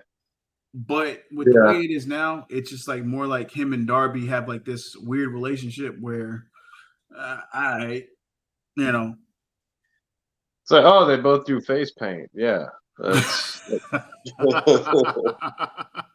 I mean, seriously, that's about the only vibe. It's like, oh, they both do like some goth face paint. Cool. Like, oh, you've both seen The Crow. Awesome. I'm not trying to shit on the gimmick, but I mean, it is what it is. But you're right though. I mean, they're outside of them being loners and being that that whole brooding aspect to them. Yeah. Yeah. So it makes sense, but definitely thought I was going to get less talking lines from Sting though. Oh, you mean over the course of him being introduced and everything? Oh, yeah, since he's debuted, I definitely was expecting more of like, maybe he just stands awkwardly in the rafters with Darby Allin now or something. Yeah, but I would have appreciated that more. Right? But, unfortunately, we didn't get that. So Sting also did an interview, and he did say that him and Taker were supposed to do a cinematic match, but they just never could work it out. Of course they were. I bet they were supposed to. You know what? I probably would have watched it. A cinematic match between him and Taker? Absolutely. Mm-hmm. Yeah. It was supposed to happen, but I guess they just couldn't work it out. I wonder. I wouldn't be surprised if maybe the Boneyard match or something else. That's what I was just thinking. Yeah. And, unfortunately, it just didn't work out, so they just ended up using AJ instead. Yeah. I could see that. Yeah. But yeah, I mean, it's no surprise Darby went over because especially with him laying down the gauntlet 1 week prior to being like, I'm going to be a fighting champ. I wouldn't bet lose it money. the first week. Yeah, I would never bet money on him losing that title the very next week. Like, no, I think he's going to have at the very least 3 title defenses successfully before there's even a consideration of him losing that title. So, Darby, yeah, he's had 3 now. no, I mean of him making that announcement of him wanting to be a fighting champ. Oh, okay. So now he's had 1 since. All right. Mm-hmm. So I'm sure he'll have 2 more, and then he'll probably end up feuding with whether it be Ricky Starks or Sean Spears. So I wouldn't be surprised if he ended up feuding with Lance Archer because of Sting. Yeah. Oh shit, that is a good aspect of it. Yeah. And you know what? Yeah, I see that. I was thinking that or it does it with Ricky Starks, but Ricky Starks starts showing up, say next week or maybe on the 3rd week. Like, I see what you've been doing here. See that you wanna keep defending your title. So how do you feel about defending against me? Smooth ass Ricky Starks being how he is. Yeah. Like, I can definitely see him doing that on week or next week or week after. Well, we shall see. We will. Yeah. But before we get up out of here, any closing thoughts you guys got? Starting with you, Scoot. Raquel Gonzalez. You still got like 2 weeks. 2 weeks. Yo. Hey, spoiler alert. Raquel wins that belt. Wait to see how I act on this podcast. We're live streaming, aren't we? Huh? We're live streaming. No, are we doing Mania or are we doing the NXT one? Mania. No, Mania. Mania. Okay. Just watch to see how I act if Raquel walks out with that title. That's all I got to say. But I'm gonna watch to see how you act if Raquel loses, though. Mm-hmm. Wait to see how I act on this podcast. Oh, just saying. You have to be like, yeah, Scoot didn't want to be here today on the recap. Yeah, Scoot didn't want to be here. He just, I don't know, just something came up. Something came up. Just before it started. Yeah, any closing thoughts on your end? Of him like hitting his head on the wall. Anyway. What about you, Jaeger? What you got? Shotzi, do your thing. See you always. Did they announce who she's defending against? Oh yeah, of course, Indian. Yeah, potentially. I don't think that's official. I mean, I feel like we're gonna get it. Yeah, makes sense to get it. There's no way you can't do. There's no way that there's 2 nights of NXT and we're not getting it. But that's true because there's 4 matches on both shows so far. That's confirmed. 4? So, yeah, 4 for each night. I could see. Shit, only 4 then. I only see like a 2-hour show then, which is fine. But I think they may end up having 5 for each show each night. I was gonna say, we got to see how. They might have 5 for the second one because with the second one being on Peacock. Okay. So I'm getting off topic, but just for a brief minute, that's one of my biggest gripes right now with WWE is that their timing of their pay-per-views have been pretty short. Yeah, for some reason that's been their thing lately, though. Like they did a 3-hour pay-per-view one time that I watched, and it was recent. I think it was Elimination Chamber? That was like one of the shortest ones ever. Well, I think not Elimination. Yeah, Elimination. What they're starting to do is that their pay-per-views have been getting shorter. Like they've been coming on at maybe 6 o'clock, and they've been open at like 8:30.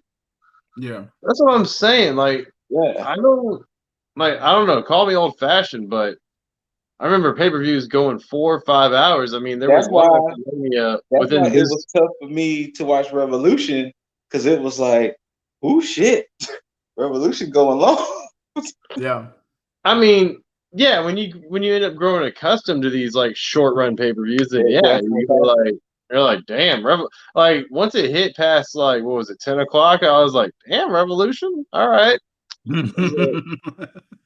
I see how we're going here, but I honestly was fine with it.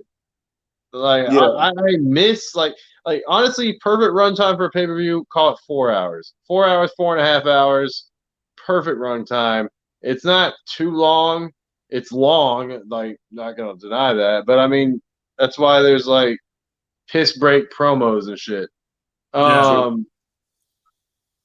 But yeah, 4 hours, 4.5 hours, perfect runtime. Anything under that, you give me 3.5 hours for a pay per view, I'm gonna feel a little cheated. Like, but what was it? That 2.5 hour pay per view, I was just like, what in the world? Mm-hmm. Can't do it. That is unacceptable. That is lazy. That is a not good show. Oh, so yeah, because I know Fastlane was under 3 hours, or it was right at 3 hours. Yeah. I think so. Yeah. It seemed to end like structured. Yeah. I Yeah. don't I don't like it. know. I mean, All right, have, Mr. D's But way. again, oh yeah, Mr. Diesel, Mr. What's your no, takeaway? So I have official. zero closing thoughts on my end because everything that I had to say was stated. Ooh. Outside of look, NXT, keep doing what you're doing. You're doing this build up right at a fast pace. At that main Yes. roster, you got some explaining to do. Like if you taking all this time and your card's not together, you better not give me a shit show. Especially if if NXT is able to do this shit at a very rapid pace in a small amount of time, and they're able to flesh out their show to where I'm anticipating this shit, Yes. you got a problem. Mm-hmm. You got a problem. I really want to know why their stuff is coming out so late, or why they're doing all this shit last minute. Because for some reason, I guess they think that we don't want long term storytelling for certain things. I don't get it because They think we have the attention span of a 2-year-old, I guess. I mean, yeah, you can build a proper feud in a couple of weeks, but that's never like how it was for Mania. Yeah, it never was. But then it's funny because as I've been watching a lot of Wrestling with Regret, he did WrestleMania 2000. Apparently, WWE is just used to doing last minute matches. Because he was talking about there was a few matches on the WrestleMania 2000 card that just came together like that day. Jesus. Because normally when he does a pay-per-view, he watches like a few weeks back to like get the story. And he was like, so apparently this has been a WWE thing and we really just didn't notice. No, but I mean, I remember feuds back when we were kids or teenagers. Like I remember feuds lasting like since at the very least the Rumble. Well, I think one of the big issues WWE needs to go back to doing, they don't need a March pay-per-view. Yeah, no. If Elimination Chamber is your pay-per-view, Elimination Chamber should be your last pay-per-view for WrestleMania. Don't try to squeeze a fast lane in, and here it is now. It's 3 weeks now after Fastlane. I think the whole month of March needs to build up to whatever you're going to have in April. Especially if it's your biggest show, yeah. Yeah. So I think they need to just cut Fastlane, and whatever happens at the Elimination Chamber, then that's your road to WrestleMania starting there, not the road to WrestleMania after Fastlane. Yeah. I definitely agree with that. I gotta give that to AEW, and I mean, honestly, WWE shot themselves in the foot here, but they've made too many damn pay-per-views. Too many. Like one a month. Yeah, one a month. Like no, if you really want to do the most, like do one every other month or something. Like don't don't don't shove all this in my face. Like I don't know what WWE's fascination is with shoving shit in your face, aka Roman Reigns, Charlotte Flair, but shoving pay-per-views in my face is not. It does not make me want to watch your product even more. If anything, I just want to see the one show every month, which is going to be your pay-per-view. That's it. If that's all you want, if that's all you want is that $5.99 or whatever the price is out of me to go on Peacock and do that, cool. It's cheaper than what your original price was on the WWE network. That's true. So cool. Yeah. I get The Office and WWE stuff. Nice. Well, yeah. I guess that's my real closing thoughts on all that. Anyways, No, I mean we're all one and the same on that one. Of course, glad to hear. we'll definitely get into our predictions of Send and Deliver. Week after next. Yeah, because that's when everything goes down. Of course, you get the same old as far as predictions and recaps. Next week, when we get into the next Tag Me In. No. Next week will be our Stand and Deliver predictions. Oh, will it now? Yes. Oh, because the week after that would actually be okay, you're right. Yeah, So you might get lucky. You might get lucky. Because remember, the week of WrestleMania, Monday Raw is the go home show. Tuesday is the Hall of Fame, which they've already said they recorded their pre-noises for the Hall of Fame. Wednesday, Stand and Deliver Part 1, Stand and Deliver Part 2 / UK's Prelude. Friday, the go home show. SmackDown, then of course Saturday and Sunday, WrestleMania, and then Monday, the season premiere. Okay. Well then, there you go. So you begin that prediction earlier than expected. So next week will be our Stand and Deliver predictions. Fair enough. Well then, of course, we will see y'all then. Scoot, let these beautiful mother effers know where they can find you and where they can get all of the necessary smoke. It will be at the ScooterRay on Instagram. All the smoke should be brought there. But of course, if you want to bring the smoke to the Less Than Stealthy Ninja streams, I'll probably answer you. I'll probably ignore you. It just all depends. Because we go there to have fun. And that's usually Fridays and Saturday nights on Twitch. Less Than Stealthy Ninjas, all one word. IG, Instagram, Twitter, Twitch, and TikTok. Once again, wrestling smoke should be brought to at the ScooterRay. If you want some gaming smoke, then you can bring it over there. But you don't really want that. You don't really want the gaming smoke. They said they want a tomahawk fest, man. They said they want to. I mean, if they want to catch a tomahawk to the face, they can. But like I said, if you got the wrestling smoke at the ScooterRay, that's what you bring. They want a hatchet party. Hatchet party, baby. Hatchet party. Mr. Yeager, let these ladies know, man. Especially Shotzi know where she can find I wouldn't mind a fusion of Sasha Banks and Shotzi. That'd be. that's a fusion.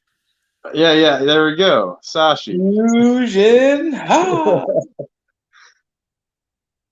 Look at this guy over there thinking about it. This guy right here. I got lost in thought. I was like, what color would their hair be? Because I have no fucking clue. Like, would it be a teal? Blue and green makes yellow, right? Blue and green? Yeah, it makes yellow. No, blue and yellow make green. Blue and yellow makes green. So blue and green. Yeah. So, I don't know. That'd be like a teal color, I guess. Anyways, I'm thinking about that too long.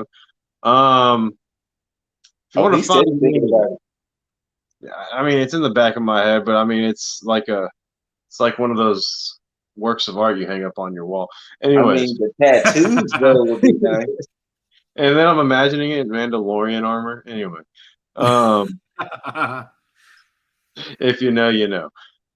But if you want to get at me, and I mean in the gaming sense and the multiplayer sense and the shit talking and smoke bringing that you don't want to bring Scoop, but you want to bring to somebody else because Scoop probably blew your back out. I don't know. I'm argumentative. I am argumentative. Right there, Jaeger Bombastic, PlayStation, Xbox, maybe at some point Nintendo, but I'm working on the Switch gamer tag. I don't know if you can switch them or change them. We'll see. Other things, right there in the crawl, Hemza winning. It's HEMZAWINNING. Damn, I actually spelled that right. Good shit. It's good shit. Get at me. Social media, gaming. Mr. D, like, what outdated platforms can they find you on? None. that, None. you know, But you can find me on the indated platforms, which would be Mr. Libdizzle at your IGs, your Twitters, your Twitches, Ooh. TikToks, Oh, no, etc. That's let's it. talk that. And if you do need that positivity in your life, you can find it at Lifestyle One Up on all of your podcast listening platforms. trust. He got IG, over Twitter. 500. He got over 560 episodes. 160. We were just giving him up to 500 like a month ago. What happened? This man works. Like, if you really want that positivity, you got 560 reasons to be positive. God damn it! He said, Christian Cage, where are you at? I got 560. Where's your work? That's Mr. Outwork everyone over there. Yes. I mean, I don't try. It just happens, man. It just happens. Just do what but it does. I might need that shirt though, but we'll see. But of course, we gave you plenty to listen to on this episode of Tag Me In. So of course, it's been our longest one. It actually it may have been. I feel like it definitely is. You may get more along the lines down the line. Who knows? But until then, you beautiful mother effers, until you hear our beautiful, soft, sensual voices again. Ooh. A nice little two sweets of my brothers here. Bada bada bada bada bada bada bada bada bada boom. As always, you beautiful mother effers. Until next time, tag